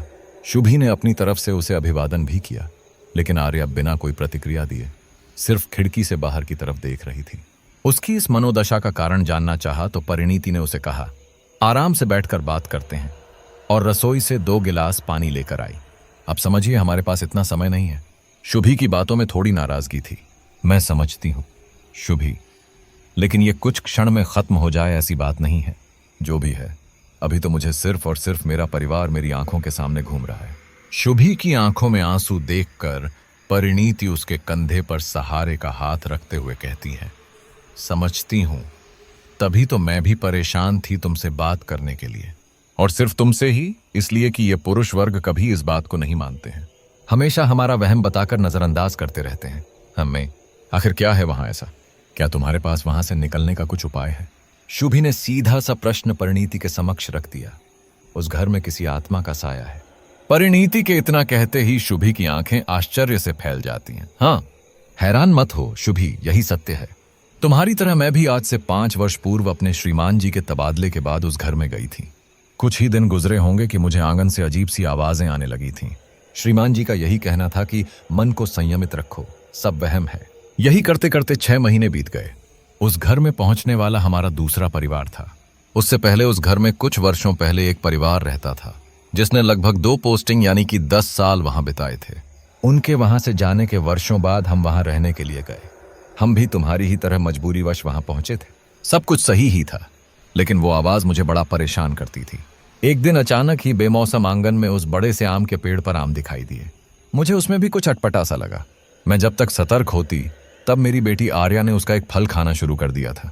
हालांकि मैंने वो आम उसके हाथ से लेकर फेंक तो जरूर दिया था, लेकिन उसी के बाद से वह गुमसुम सी रहने लगी। हमारे गांव के गुरुजी महाराज जी के शिष्य स्वामी जी यहीं इसी शहर में रहते हैं। मैं जब उनसे मिली तो उन्होंने कहा, यह बेमौसम आम के फल दिखना कोई सामान्य प्रक्रिया नहीं है। परिवार की भलाई चाहती हो तो जितनी जल्दी हो सके उस घर से निकल जाओ, अन्यथा सदा के लिए वहीं की होकर रह जाओगी। शुभी परिणीति की बात को बीच में काटते हुए क्षमा मांगते हुए कहती है, जब स्वामी जी को इतना अनुमान लग गया तो आर्या को उन्होंने ठीक क्यों नहीं किया। उन्हीं की कृपा से आर्या कम से कम पढ़ती लिखती तो है, अपना काम भी करती है, मुझे और अपने पापा को भी पहचानने लगी है। नहीं तो पहले यह बिस्तर में छत निहारती पड़ी रहती थी और हमें देखते ही अनजानों वाली प्रतिक्रिया दिया करती थी। स्वामी जी का कहना था कि इससे अधिक आर्या तभी ठीक हो सकती है जब उस घर में वास कर रही आत्मा को मुक्ति मिले। शुभी का दिमाग सुन्न होता जा रहा था, क्योंकि उसकी बेटी सोनी ने भी तो आम चखे थे। उसी के बाद से वह गुमसुम सी हो गई थी, जिसे बेटे शिखर के चक्कर में वह नजरअंदाज करती रही। उसके चेहरे पर उभरते घबराहट को भांपते हुए परिणीति ने पानी का गिलास शुभी की तरफ बढ़ाते हुए कहा, घबराओ मत शुभी, तुम चाहो तो सब ठीक हो सकता है। मैं कैसे? तुम चाहो तो मैं स्वामी जी से बात करूं। शुभी आशंकित होते हुए परिणीति को देखती है। मैं तुम्हारी बातों पर कैसे यकीन कर लूं? फिर तुम इतना पीछे क्यों पड़ी हो? तुम्हारी बेटी तो तुम्हारे पास है ना। सोचने वाली बात है कि ऐसे बिना हित के तुम हमारी सहायता क्यों करोगी? शुभी अपनी आशंका व्यक्त करते हुए कहती हैं, बिल्कुल इतना आसान नहीं होता है यकीन करना। यह भी सच है कि तुम्हारी मदद भी मैं सिर्फ अपने स्वार्थ के लिए कर रही हूं। स्वार्थ? कैसा स्वार्थ? यही कि जिस तरह तुम सपरिवार अपने घर से नहीं निकल पा रहे हो, ठीक वैसे ही मैं और आर्या इस शहर से नहीं निकल पा रही हैं। यही कारण है कि इसके पापा के तबादले के बाद भी मैं इसे लेकर यहां पड़ी हुई हूं। इस बातचीत के बाद दोनों के बीच बड़ी देर तक चुप्पी बनी रही, जिसे तोड़ते हुए परिणीति कहती है, पता नहीं इस भवूर से हम कभी निकल भी पाएंगे या नहीं। ऐसा मत बोलो परिणीति, हम सब मिलकर जरूर कुछ करेंगे। घर से बाहर कदम निकले मेरे, वो भी सिर्फ तुम्हारे घर तक आने के लिए, तो जरूर कुछ कारण होगा। तुम अब बिना देर किए स्वामी जी से संपर्क करवाने की कृपा करो। हाँ जरूर शुभी, स्वामी जी से बात तो जरूर हो जाएगी, लेकिन उनकी व्यस्तता के चलते उनसे मिलने के लिए समय लग जाता है। परिणीति ने शुभी के सामने ही स्वामी जी से बात करते हुए उन्हें शुभी के साथ घटित हुई सारी घटना से अवगत करवाया, साथ ही उनसे मिलने का निवेदन भी किया। इसे भाग्य कहें या प्रभु की इच्छा, स्वामी जी के कथनानुसार हमें उसी तरफ से किसी कार्य हेतु गुजरना है। हम अगले कुछ क्षणों में स्वयं आकर उसी घर में मिलते हैं। परिणीति आश्वासन भरी दृष्टि शुभी ओर डालते हुए कहती है, बस शुभी, प्रार्थना करो कि अब हम जल्दी ही। उसकी बात को बीच में ही काटते हुए शुभी कहती है, हाँ उम्मीद तो पूरी है परिणीति, लेकिन स्वामी जी को घर का पता मालूम होगा क्या? हाँ, पिछली बार जब आर्या के लिए उन्होंने पूजा की थी तो उस घर को बाहर की तरफ से उन्होंने मंत्रोच्चार द्वारा एक अदृश्य सुरक्षा के घेरे में कर दिया था, ताकि वह आत्मा वहां से निकलकर आर्या या हमें किसी भी प्रकार की हानि न पहुंचा पाए थी। जब इतना सब कुछ हुआ था तो तुमने सबको पहले ही क्यों नहीं आगाह कर दिया कि वह घर आत्मा के साये में है? कम से कम हम तो बच जाते इस मुसीबत से। और तुम जब वहां से निकल ही रही थी तो उसका कुछ समाधान करके निकलती। जैसे उस घर को सुरक्षा घेरे में किया गया, वैसे ही उसकी मंशा जानकर उसे मुक्त भी करवा देते। इस बार शुभी के बोलने के लहजे में तनिक नाराजगी थी। कौन मानता है इस बात को? बस कुछ महिलाओं के सिवाय। एक बात बताओ, क्या तुम्हारे पति ने आसानी से यकीन किया था? रही बात समाधान की, तो स्वामी जी के अनुसार उसके बदले में कुछ भी अनर्थ हो सकता था, इसलिए मैं डर गई थी। हाँ शायद तुम सही कह रही हो। अब ऊपर वाले पर ही उम्मीद टिकी है, जो उनकी मर्जी है वो होकर रहेगा। अब माध्यम बनाया है तो पार भी वही लगाएंगे। शुभी एक लंबी गहरी सांस लेती है और परिणीति से चलने की अनुमति लेती है। शुभी जब अपने आवास पर पहुंचती है, उसके पहले ही स्वामी जी वहां उपस्थित थे। शुभी एक नजर में ही स्वामी जी को पहचान लेती है। आप शुभी जी हैं? शुभी ने जैसे ही चरण स्पर्श किए, स्वामी जी सौभाग्यवती का आशीर्वाद देते हुए कहते हैं, जी स्वामी जी, लेकिन आप यहाँ ऐसे क्यों खड़े हैं? शुभी का यह प्रश्न आश्चर्य और अनुरोध भरा था। शुभी जी, हमें यहाँ आए हुए काफी समय हो गया है। बहुत देर तक दस्तक देने के बाद भी दरवाजा नहीं खुला, अतः हम अभी वापस ही जाने वाले थे। स्वामी जी बड़ी नम्रता से अपनी बात कहते हैं। नहीं खुला मतलब? स्वामी जी कहीं कुछ। शुभी की घबराहट से आवाज रूंधने लगी थी। शुभी भय और चिंता के साथ जैसे ही दरवाजे के निकट पहुंचती है तो देखती है कि दरवाजा तो पहले से ही खुला हुआ है। शुभी धीरे से दरवाजा हाथ से पीछे की तरफ धकेलती है और भीतर प्रवेश करती है। घर में एकदम सन्नाटा पसरा हुआ था। हिरेन, शिखर, सोनी, शुभी कांपती हुई आवाज से सबको पुकार रही थी। कोई जवाब न मिलने पर वह कमरे की तरफ भागती है। कमरे में भी सन्नाटा था। शुभी पागलों की तरह सबको ढूंढ रही थी, जबकि स्वामी जी अभी भी दरवाजे के बाहर ही खड़े थे। स्वामी जी, कृपा करके कुछ तो कीजिए ना। शुभी दोनों हाथ जोड़कर स्वामी जी के सामने रोते हुए कहती हैं। शुभी जी, हम कब से भीतर प्रवेश करने की चेष्टा कर रहे हैं, लेकिन हमारा प्रयास पूर्णतया विफल हो रहा है। हमारा अनुमान है कि भीतर उपस्थित साया पहले से बलवती हो चला है। उसने सबके ऊपर अपना वर्चस्व बनाते हुए स्वयं को शक्तिशाली कर लिया है। तभी मेरा मंत्र विफल हो रहा है। अब क्या करें स्वामी जी? कुछ तो करिए, कोई तो हल होगा इसका। शुभी रोते हुए सिसकियां लेने लगी। शांत हो जाइए, हम गुरुजी महाराज जी से बात करते हैं। अब तो वही इसका निदान कर सकते हैं। स्वामी जी ने गुरु महाराज जी से शुभी की सहायता के लिए निवेदन किया। हालांकि महाराज जी की आयु अधिक हो चली है, वे सामान्यतः कहीं आते जाते नहीं हैं, फिर भी निर्दोषों के प्राणों की रक्षा हेतु वे वहां आने का आग्रह स्वीकार कर लेते हैं। साथ ही उन्होंने स्वामी जी को शुभी के परिवार की सुरक्षा के लिए कुछ जुगत भी बताए। स्वामी जी अपने कांधे पर लटकते थैले से एक छोटा सा भोजपत्र निकालते हैं। अपने होठों को बुदबुदाते हुए उस पर उंगलियों से कुछ लिखते हैं और उसे शुभी को पकड़ाते हुए कहते हैं, ये लीजिए शुभी जी, इसे किसी भी मूल्य पर स्वयं से पृथक मत करिएगा। माना कि अभी तक उसने प्राणों का आघात नहीं किया है, लेकिन सत्य तो यही है कि आखिर ये है तो एक आत्मा ही। इसलिए आज की रात्रि जैसे भी हो व्यतीत कीजिए। अगली सुबह गुरुजी महाराज जी स्वयं यहां उपस्थित होंगे। तब तक ईश्वर आपका हित और कल्याण करे। इसी के साथ ही स्वामी जी वहां से विदा लेते हैं। शुभी फिर से सबको पुकार लगाती है। कोई उत्तर न मिलने पर वह आंगन की तरफ जाती है। आंगन का दरवाजा खुला हुआ था। स्वामी जी के जाने के बाद शुभी भोजपत्र को हाथ में संभालते हुए आंगन की तरफ जाती है और फिर से आवाज लगाती है, हिरेन, शिखर, सोनी। आंगन का दरवाजा खुला हुआ था। दरवाजे तक पहुंचते ही उसे खिलखिलाहट की आवाज आती है। शुभी सहमे कदमों से आगे बढ़ती है। सामने का दृश्य देखकर वह स्तब्ध रह जाती है। हिरेन आम के पेड़ के नीचे जमीन पर निढाल पड़ा हुआ था, जबकि दोनों बच्चे उसको घेरा बनाकर एक दूसरे को पकड़ने का खेल खेल रहे थे। शुभी को देखते ही दोनों शांत हो जाते हैं। वह पहले तो बच्चों को किनारे करती है, फिर हिरेन को उठाने की कोशिश करने लगती है। हिरेन, हिरेन आंखें खोलो। शुभी हिरेन के गाल को थपथपाते हुए कहती है। हिरेन बेसुध सा पड़ा, कोई प्रतिक्रिया नहीं दे रहा था। शुभी भर्राई आवाज में बच्चों की तरफ देखते हुए पूछती है, तुम दोनों कब से हो यहां, और पापा को क्या हुआ है? सोनी सहमी सी खड़ी रहती है, जबकि शिखर खा जाने वाली नजरों से हिरेन को देख रहा था। शुभी ने जब शिखर को अपने पास बुलाया तो वह दूर भागने लगा। सोनी बेटा, जाकर भीतर से पानी ले आ, शुभी ने सोनी को सहेजते हुए कहा।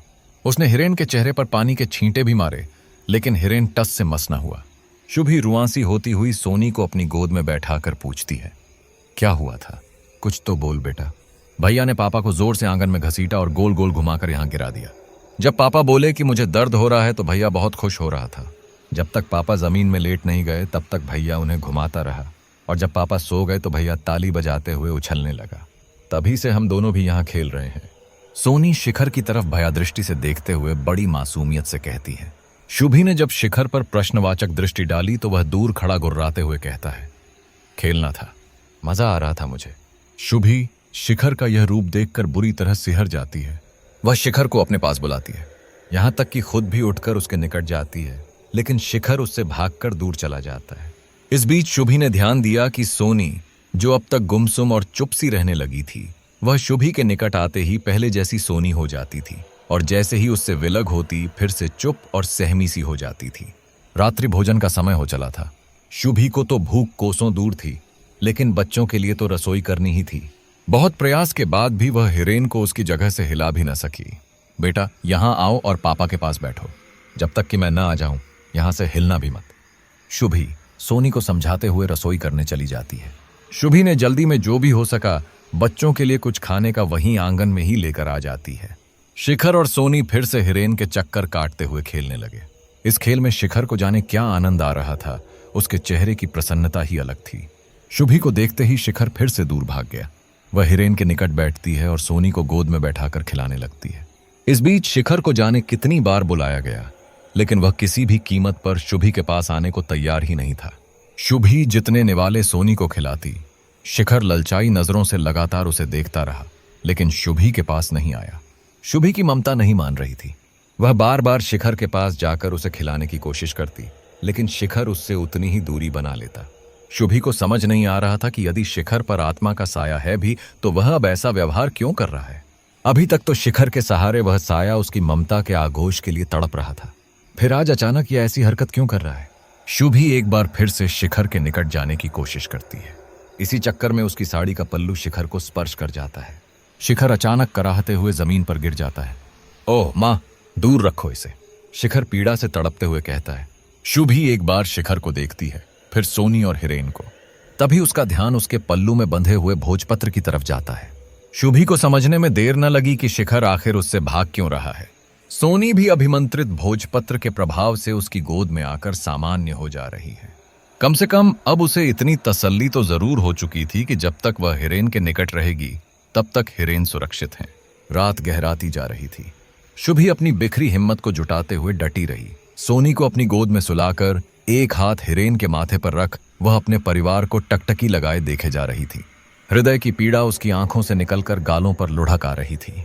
वह अतीत के गलियारे में जाकर अपने हंसते खेलते परिवार को ढूंढने लगी। कितना आदर्श परिवार था हमारा। हिरेन की अच्छी खासी नौकरी थी, सीमित इच्छाओं के साथ संस्कार का समावेश था। जाने क्या गुनाह हो गया कि सब कुछ बिखरने को तैयार है। बुदबुदाते हुए शुभी की नजर फिर से शिखर पर जाकर टिक गई। उसकी ममता कचोटने लगी। प्रभाव साय का हो या कुछ और, भला एक माँ अपने बच्चे को भूखा कैसे देख सकती है। शुभी धीरे से उठती है और रसोई से उसके लिए खाने को लेकर आती है। वापस आकर शुभी को सामने जो दिखा उसकी चीख ही निकल गई। शिखर हिरेन के सीने पर दोनों तरफ पैर करके बैठा हुआ था। रक्तपुरित नजरों से हिरेन को देखते हुए उसके कंधे को दोनों हाथों से दबा रखा था। हिरेन का चेहरा पूरी तरह लाल हो चुका था। अचेत अवस्था में उसकी सांसें उखड़ने लगी थीं। शिखर, क्या कर रहे हो बेटा, छोड़ो पापा को। शुभी की आवाज सुनते ही शिखर फिर से दूर भाग जाता है। शुभी बेतहाशा हिरेन का सर अपनी गोद में रखकर माथे पर हाथ फेरती है। हिरेन की सांसें थोड़ी ही देर में नियंत्रित हो जाती हैं। शिखर दूर जाकर बैठ गया और हिरेन को लगातार घूरने लगा। शुभी अपनी जगह से बिना हिले हुए खाने की थाली शिखर की तरफ बढ़ा देती है। इस बार शिखर डरे कदमों से शुभी के निकट आता है और थाली खींचकर फिर दूर जा बैठता है। दोनों हाथ भर भर के वह खा रहा था। शुभी अपने परिवार की यह दशा देखकर अपने आंसुओं को रोक नहीं पा रही थी। पूरा खाना खत्म होने के बाद शिखर घर के भीतर जाने वाले दरवाजे के सामने जाकर बैठ जाता है। आधी रात से ज्यादा का समय गुजर गया। शिखर न तो सो रहा था और न ही हिरेन को घूरना छोड़ रहा था। यदि आत्मा का अस्तित्व है दुनिया में तो निश्चित रूप से स्नेह का कुछ तो भाव होता ही होगा। यही सोचकर शुभी उठती है और शिखर को प्यार से पुचकारते हुए कहती है, यहां ऐसे अकेले मत बैठ मेरे बच्चे, चल आजा मम्मी के पास। शुभी की बात पूरी भी नहीं होती कि शिखर पलटकर उसे घूरता है। ऐसा लग रहा था मानो उसकी लाल रक्त सी आंखें निकलकर बाहर आ जाएंगी। रात्रि की कालिमा अपने चरम पर थी, जिसके प्रभाव से शिखर और भी विभत्स रूप धरता जा रहा था। उसने एक नजर आंगन में जल रही बत्ती की तरफ डाली, जो उसके देखते ही बंद हो जाती है। इस अंधियारी झड़प में स्ट्रीट लाइट की आ रही मध्यम रोशनी डूबते को तिनके का सहारा बनी हुई थी। आम का पेड़, जो प्रकृति का वरदान था, इस समय उस पर चिचियाते झींगुर ने उसे भयानक रूप दे दिया था। उसकी एक पत्ती भी हिलती तो मानो वह सिर्फ और सिर्फ अंगारे उगलने के लिए ही डोल रही है। पत्तियों के बीच रहे टिमटिमाते जुगनुओं ने भी अपनी रंगत बदल दी थी। शुभी की हालत किसी प्रकटे पंछी की भांति हो चली थी, जो न उड़ पा रही थी और न ही मुक्त। उसके होंठ निरंतर प्रभु को पुकारे जा रहे थे। वह कांपती हुई आवाज में फिर से शिखर को कुछ कहने ही वाली थी कि शिखर गुर्राते हुए कहता है, दूर रहना मुझसे, विवश मत करना। शिखर को शुभी की आहट तक बर्दाश्त नहीं हो रही थी। भर्राई सी उसकी आवाज सुनते ही शुभी की हालत खराब हो गई। वह चाहकर भी कुछ बोल नहीं पा रही थी। उसका मस्तिष्क कुंद हो चला था। शिखर तो अवसर ही तलाश रहा था कि कब शुभी हिरेन से दूर हो, और उसने जब देखा कि शुभी हिरेन को छोड़कर इतनी देर से उसके निकट आने की कोशिश कर रही है, तो उसने एक झपट्टे में भागकर हिरेन को दबोच लिया। यह ईश्वर की अनुकंपा ही कहेंगे कि समय रहते शुभी को चेतना आ जाता है। वह भागकर हिरेन के पास पहुंचती है। इस समय उसने शिखर की ममता को ताक पर रख अपने पल्लू को, जिसमें भोजपत्र बंधा हुआ था, शिखर की तरफ हवा में लहराती है। शिखर उसके प्रभाव से हिरेन से छिटक कर दूर तो जरूर चला गया था, लेकिन उसकी दूरी अब पहले से कम थी। ऐसा लग रहा था कि अंधेरे ने उसकी ताकत बढ़ा दी थी। शुभी हाथ जोड़कर हिरेन और सोनी से सटकर बैठी रही। उसकी हिम्मत टूटने लगी थी। उसे अब किसी चमत्कार का ही इंतजार था। शिखर पूरे समय हिरेन को घूरता और बीच बीच में गुर्राता हुए कहता, चलो ना मेरे साथ, माँ चलो ना मेरे साथ, अकेले अच्छा नहीं लगता। शुभी उसकी इन बातों से सिसकियां लेकर रोने लगती। रात्रि की कालिमा अब अपनी रंगत बदलते हुए उजली होने को थी। अब तक झींगुर की चीत्कार भरी आवाज पंछियों के कलरव में बदलने लगी थी। साथ ही शिखर में भी पहले से परिवर्तन था। आंगन के हर कोने में प्रभा की किरण फूटकर अपनी आभा बिखेर चुकी थी। सब कुछ अब पहले से सामान्य था। फिर भी शुभी वहां से एक क्षण के लिए भी हटना नहीं चाहती थी। सुबह का प्रहर भी अलविदा कहने को तैयार था। भोर की शीतलता अब चटकती धूप में परिवर्तित होने लगी थी। सोनी अभी तक सोए ही जा रही थी। ज्यों-ज्यों धूप अपने उग्र रूप में आती, शिखर भी अपने सामान्य रूप को परिवर्तित करता हुआ विभत्स होता जा रहा था। ऐसा प्रतीत हो रहा था जैसे चढ़ती रात उसकी ताकत बन रही थी। उसी प्रकार चढ़ते हुए दिन ने उसे अलग से शक्ति प्रदान कर रही थी। सोनी और हिरेन का चेहरा धूप से लाल हो चुका था। गले में हो रही हलचल और सूखते होंठ स्पष्ट रूप से बयां कर रहे थे कि इस समय उन सबको पानी की सख्त आवश्यकता है, सिवाय शिखर के। शुभी की मजबूरी थी, वह एक क्षण के लिए भी वहां से नहीं हट सकती थी। अब उसे पूरा यकीन हो चला था कि आज तो वह अपने परिवार को खो देगी। यदि उठ के जाएगी तब भी, नहीं जाएगी तब भी। तभी दरवाजे पर किसी आगंतुक की दस्तक होती है। प्रसन्नता से शुभी की बाँछें खिल जाती हैं। वह गुरुजी की आस में सब कुछ विस्मृत कर दरवाजा खोलने के लिए भागती है। शुभी रात भर जीवन और मृत्यु का खेल खेलते हुए किसी तरह सुबह तक पहुंचती है। दरवाजे पर किसी की दस्तक मिलते ही वह बेतहाशा भागती है, बिना इसकी चिंता किए कि उसके पीछे से शिखर कुछ भी कर सकता है। इसी घबराहट में वह पलट कर देखती है तो शिखर मौका मिलते ही फिर से हिरेन के ऊपर जाकर बैठ गया था। शुभी को इतना अनुमान तो हो चला था कि जो भी नुकसान है वह सिर्फ हिरेन को ही पहुंचाना चाहता है। शुभी आंचल से भोजपत्र को खोलकर हिरेन के पास रख देती है। अब शिखर हिरेन से दूर जा बैठता है। शुभी जाकर दरवाजा खोलती है। दरवाजे पर स्वामी जी के साथ गुरुजी महाराज जी उपस्थित थे। स्वामी जी तनिक विलंब से आने हेतु क्षमा मांगते हुए गुरुजी महाराज जी की तरफ संकेत करते हैं। महाराज जी पूर्णतः खड़े हो पाने में असमर्थ थे। गुरुजी महाराज जी का श्वेत वसन में ओजस्वी व्यक्तित्व की आभा उनके चेहरे पर छलक रही थी। उन्हें स्वामी जी सहारा देकर यहां तक ले आए थे। सामान्य कद, उजली रंगत, उस पर झक्क श्वेत सर के बाल जिन्हें सलीके से सहेज कर सर के पीछे की तरफ जूड़ा बनाया हुआ था। गले में रुद्राक्ष की माला और हाथ में लाल रंग की पोटली थी। पैरों में सूजन, शरीर का भार और आयु अधिक होने के कारण वे हर कदम बहुत धीरे धीरे आगे बढ़ा रहे थे। शुभी उनकी आभा देखते ही उनके चरणों में गिर जाती है। उसे लगता है बस अब उसके नैया के खेवैया आ गए हैं। महाराज जी शुभी के सर पर अपना हाथ रखकर आशीर्वाद देते हुए उठने का संकेत करते हैं। महाराज जी ने धीरे धीरे कदम घर के भीतर की तरफ बढ़ाया, किंतु स्वामी जी वहीं स्थिर रह जाते हैं। इस पर गुरुजी तो पोटली से एक चुटकी भस्म निकालते हैं और चारों तरफ बिखेरते हुए हाथ के संकेत करते हुए स्वामी जी को साथ चलने के लिए कहते। गुरुजी आंगन के दरवाजे तक आते ही कुछ क्षण के लिए रुकते हैं और आंखें बंद करके एक लंबी गहरी सांस लेते हुए कहते हैं, हम स्थिर हो जा, और बड़े इत्मीनान से आंगन में आ जाते हैं। उन्हें देखते ही शिखर, जो कि हिरेन पर घात लगाए बैठा था, सरपट भागकर पलक झपकते ही पेड़ पर चढ़ जाता है। आम के पेड़ की पत्तियां तीव्रता से फड़फड़ाने लगती हैं। आंगन की हवा अपने आप ही परिवर्तित हो जाती है। हवा में अजीब सी सनसनाहट थी। शुभी कांपते हृदय से बार बार पेड़ की डाल को निहार रही थी, कहीं शिखर को कुछ। गुरुजी आंखें बंद करके हाथ में पुनः भस्म लेकर कुछ मंत्र बुदबुदाते हैं। चारों दिशाओं की परिक्रमा करते हुए पेड़ के नीचे आकर स्थिर हो जाते हैं। ऐसा लग रहा था वे हवाओं से बात कर रहे हैं। जिस डाल पर शिखर दुबक कर बैठा था वह डाल रह रहकर जोर से हिलने लगती। शुभी ये सब देखकर शिखर की चिंता में घुटी जा रही थी। गुरुजी संतुष्टि भरी नजर शिखर की तरफ डालते हैं और मुस्कुराकर शुभी के भय को कम करते हुए कहते हैं, चिंता मत करिए, लल्ली बेटी मासूम है, हानि नहीं पहुंचाएगा। अब तक जो भी समस्याएं उत्पन्न हुई हैं वो उसकी विवशता और अनभिज्ञतावश थीं। मतलब क्या गुरुजी महाराज जी? मुझे कुछ भी समझ नहीं आ रहा है। शुभी हकलाते हुए कहती है, हम सब समझ आ जाएगा। गुरुजी भस्म को हिरेन और शिखर के माथे पर मलते हैं और स्वामी जी से उन्हें उनके कमरे तक ले जाने का संकेत करते हैं। गुरुजी महाराज जी कुछ तो बोलिए। हिरेन और सोनी कब उठेंगे ये दोनों? और शिखर मेरा बच्चा। शुभी गुरुजी के समक्ष गिड़गिड़ाने लगती है। चिंता मत करिए, सब मंगल होगा। कुछ समय लगेगा, इसीलिए संयम बनाए रखिए। गुरुजी गंभीर मुद्रा से शुभी को आश्वस्त करते हैं। स्वामी जी ने हिरेन और सोनी को कमरे में पहुंचा दिया था, जबकि शिखर अभी भी पेड़ पर दुबका बैठा हुआ था। गुरुजी हिरेन और सोनी के कमरे में चलने की इच्छा व्यक्त करते हैं, लेकिन शुभी वहां से हिलने का नाम नहीं ले रही थी। छोड़ दीजिए उसे उसके हाल पर, तनिक समय दीजिए, वह स्वयं आएगा।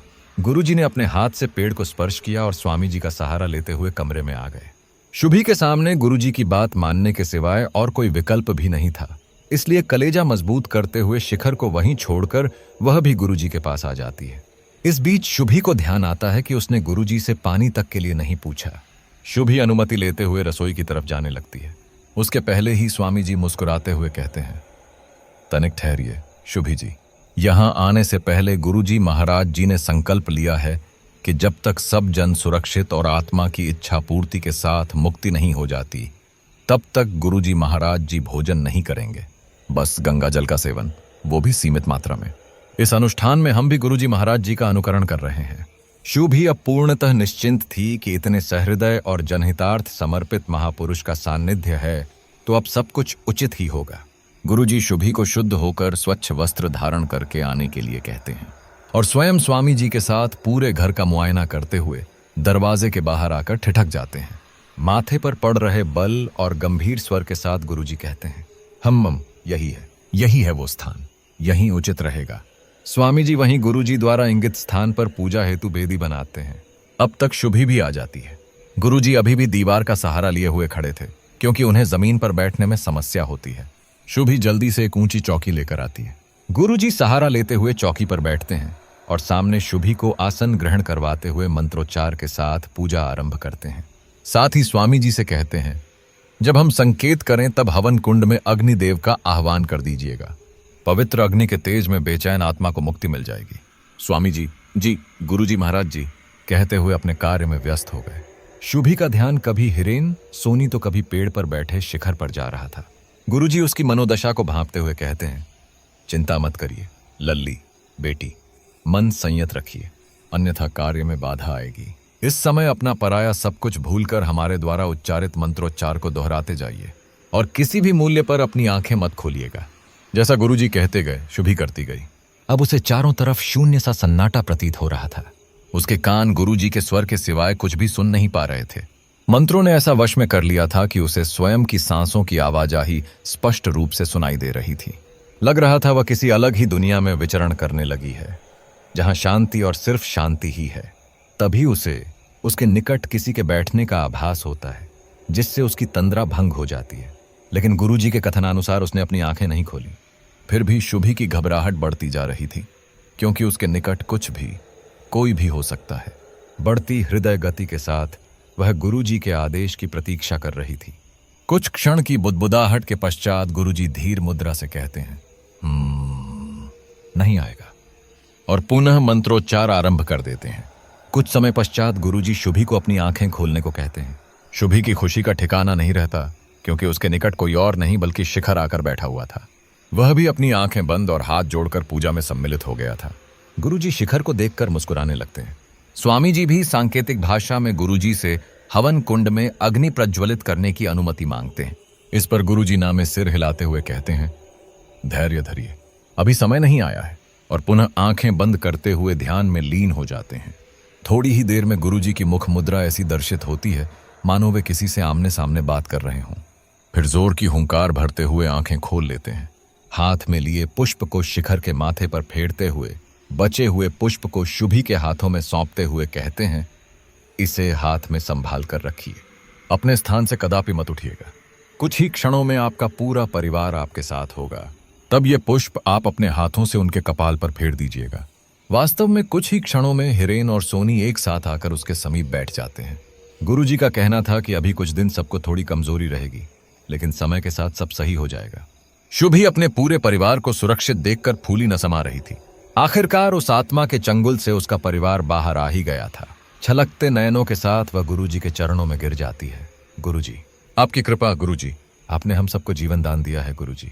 गुरुजी अपनी चिर परिचित मुस्कान के साथ कहते हैं, अभी समस्या टली नहीं है लल्ली। बेशक आपका परिवार उस आत्मा से मुक्त हो चुका है, लेकिन अभी उस आत्मा की मुक्ति नहीं हुई है, इसलिए आप लोग पूर्णतः सुरक्षित हैं। इसे अल्पश्वासन ही समझिएगा। अल्पश्वासन मतलब गुरुजी, सरपट भागती शुभी की खुशियों पर जैसे किसी ने लगाम लगा दी हो। गुरुजी महाराज जी, विलंब कैसा, किसकी प्रतीक्षा है? उस आत्मा की मुक्ति का पुण्य कार्य भी संपन्न कर ही दीजिए। स्वामी जी निवेदन करते हुए कहते हैं, अभी नहीं, अभी समय अनुकूल नहीं है। अब यह कार्य आज की मध्यरात्रि ही संभव हो सकता है। उसके पहले उस आत्मा की कुछ इच्छाएं हैं जिन्हें पूर्ण करना आवश्यक है। इच्छाएं? कैसी इच्छाएं गुरुवर? स्वामी जी की जिज्ञासा चरम पर थी। ये भटकती आत्मा एक 9 वर्ष के बच्चे की है। इसको अपनी मृत्यु के कारण को स्वीकारोक्ति के पश्चात अपनी मां का आलिंगन करते हुए मुक्त होना है। यदि इसकी इच्छा पूरी न हुई तो ये ऐसे ही भटकता रहेगा।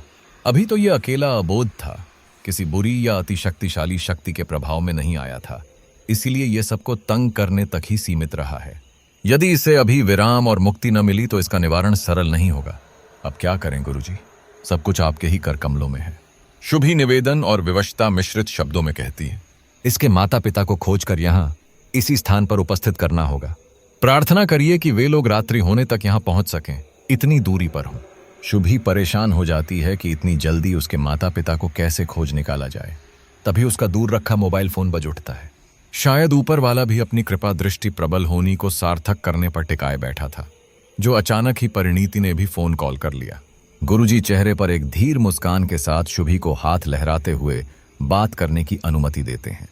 उधर से परिणीति चहकती हुई कहती है, शुभी, गुरुजी जी मैं कार्य सफलतापूर्वक संपन्न कर दिया ना। शुभी तो कुछ बोल ही नहीं पा रही थी। परिणीति लगातार बोले जा रही थी।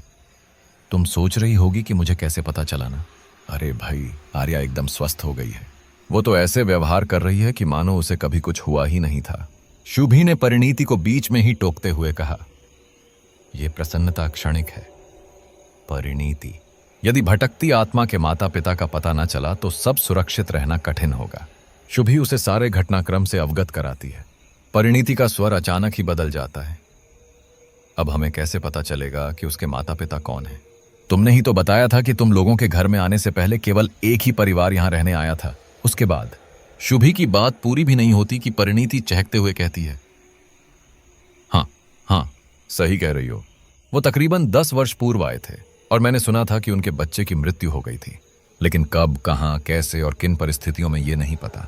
परिणीति, कृपया कुछ भी करके उनका पता करो और यहां तक लेकर आओ, कैसे भी करके। परिणीति खुश होते हुए कहती है, क्या बस इतनी सी बात? शेष अगले अंक में। जानिए आत्मा के भटकने का कारण। क्या आत्मा मुक्त हो पाएगी या? परिणीति से सकारात्मक उत्तर पाकर शुभी संतुष्ट होते हुए कहती है, परिणीति, क्या वे इसी शहर में हैं? तुम बिना देर किए उन्हें यहां लेकर आ सकती हो क्या? इस बार परिणीति थोड़ी सकुचाते हुए कहती है, कुछ कह नहीं सकती शुभी। पता नहीं कैसे और किस दिमाग से बिना कुछ सोचे समझे उनकी जानकारी की बात मैंने तुमसे कह दी, लेकिन सत्य तो यही है कि शायद मैं भी उन्हें नहीं जानती। कैसी बहकी बात कर रही हो परिणीति? आखिर कुछ तो आधार रहा होगा ना, जिससे तुम्हें उसके माता पिता के होने का आभास हुआ होगा। हाँ, हमसे पहले जो उस घर में आए थे मुझे उन्हीं का स्मरण हुआ था। उनकी बच्चे की आकस्मिक मृत्यु भी हुई थी, लेकिन कहां, कब, कैसे, ये नहीं पता। और उनसे संपर्क करना भी व्यर्थ है, क्योंकि जब मैं उस घर को छोड़कर आई थी तब उनसे संपर्क करने का प्रयास किया था। मुझे लगा शायद वे सब उस घर में अधिक समय व्यतीत किए हैं। शायद इस तरह का अनुभव या फिर मेरे लिए कुछ निवारण में सहायता कर देते, लेकिन वो महाशय तो बात भी करने को तैयार नहीं थे। अभी जब तुमने बच्चे का जिक्र किया तो मुझे न जाने कैसे उन्हीं का स्मरण हो आया। ओहो परिणीति, फिर तुमने ऐसी आस क्यों जगाई? भला अब कहां ढूंढेंगे हम उन्हें? कुछ समय के लिए दोनों तरफ शांति बनी रही, जिसे भंग करते हुए परिणीति ने पुनः बोलना आरंभ किया। एक बार उनसे पुनः संपर्क करते हैं शुभी। पता नहीं क्यों मेरा मन कह रहा है कि यदि वे उसके माता पिता न हुए तो भी उन्हें उस आत्मा के माता पिता के विषय में जानकारी जरूर होगी।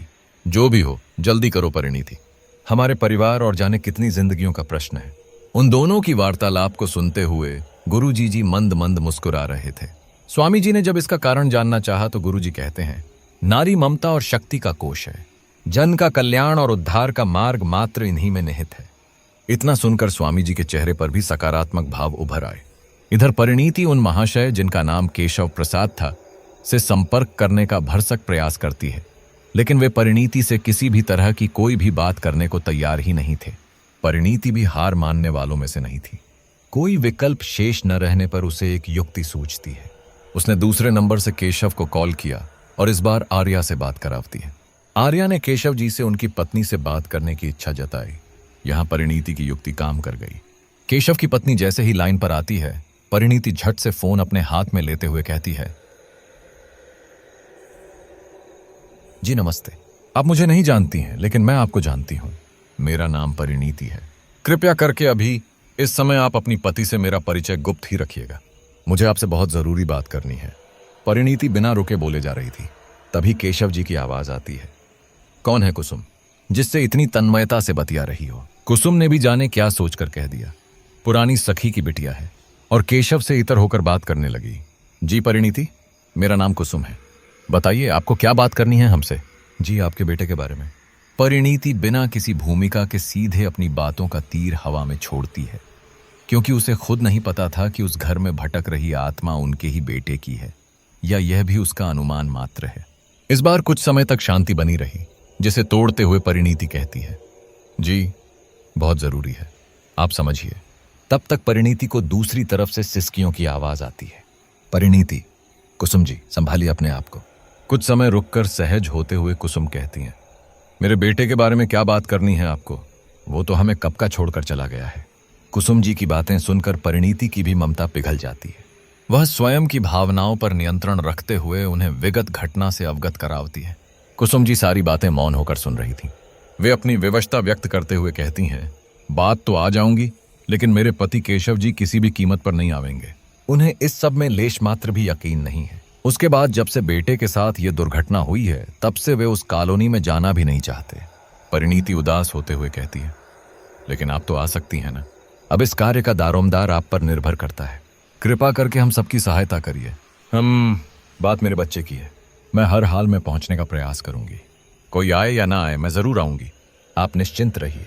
केशव जी को जब ये बात पता चलती है तो वे क्रोधित होकर कुसुम जी को भला बुरा सुनाने लगते हैं। उन्होंने सख्त लहजे में कुसुम जी को वहां जाने से मना कर दिया। कुसुम जी ने भी ठान लिया था कि कुछ भी हो जाए, अब वे अपने बेटे की मुक्ति करवा कर रहेंगी। इसलिए केशव जी को उन्होंने पूर्णतः नजरअंदाज किया और अकेले ही quarter number MT 15C Shubhi के घर की तरफ निकल पड़ती हैं। इधर परिणीति भी निडर होते हुए आर्या के साथ पहले ही शुभी के घर में उपस्थित थी।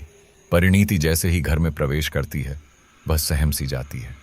उसने आर्या की तरफ बड़े ममत्व से देखा और उसका हाथ पकड़कर आगे बढ़ चली। शुभी परिणीति को देख बड़ी प्रसन्नता से उसका स्वागत करती है। परिणीति गुरुजी महाराज जी के चरणों में स्थान ग्रहण करती है।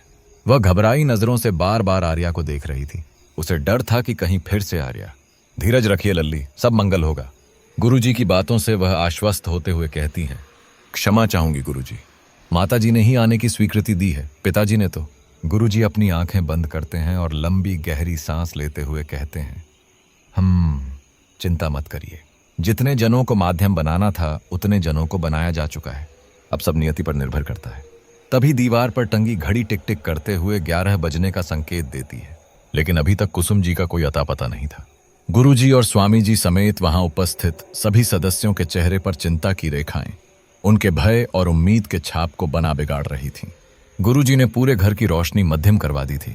अंधेरी रात्रि, उस पर सबकी चुप्पी, सधी सन्नाटे के मध्य यदि पेड़ से कोई पत्ता भी टूटकर गिरता है तो शरीर में कंपन उत्पन्न हो जा रही थी।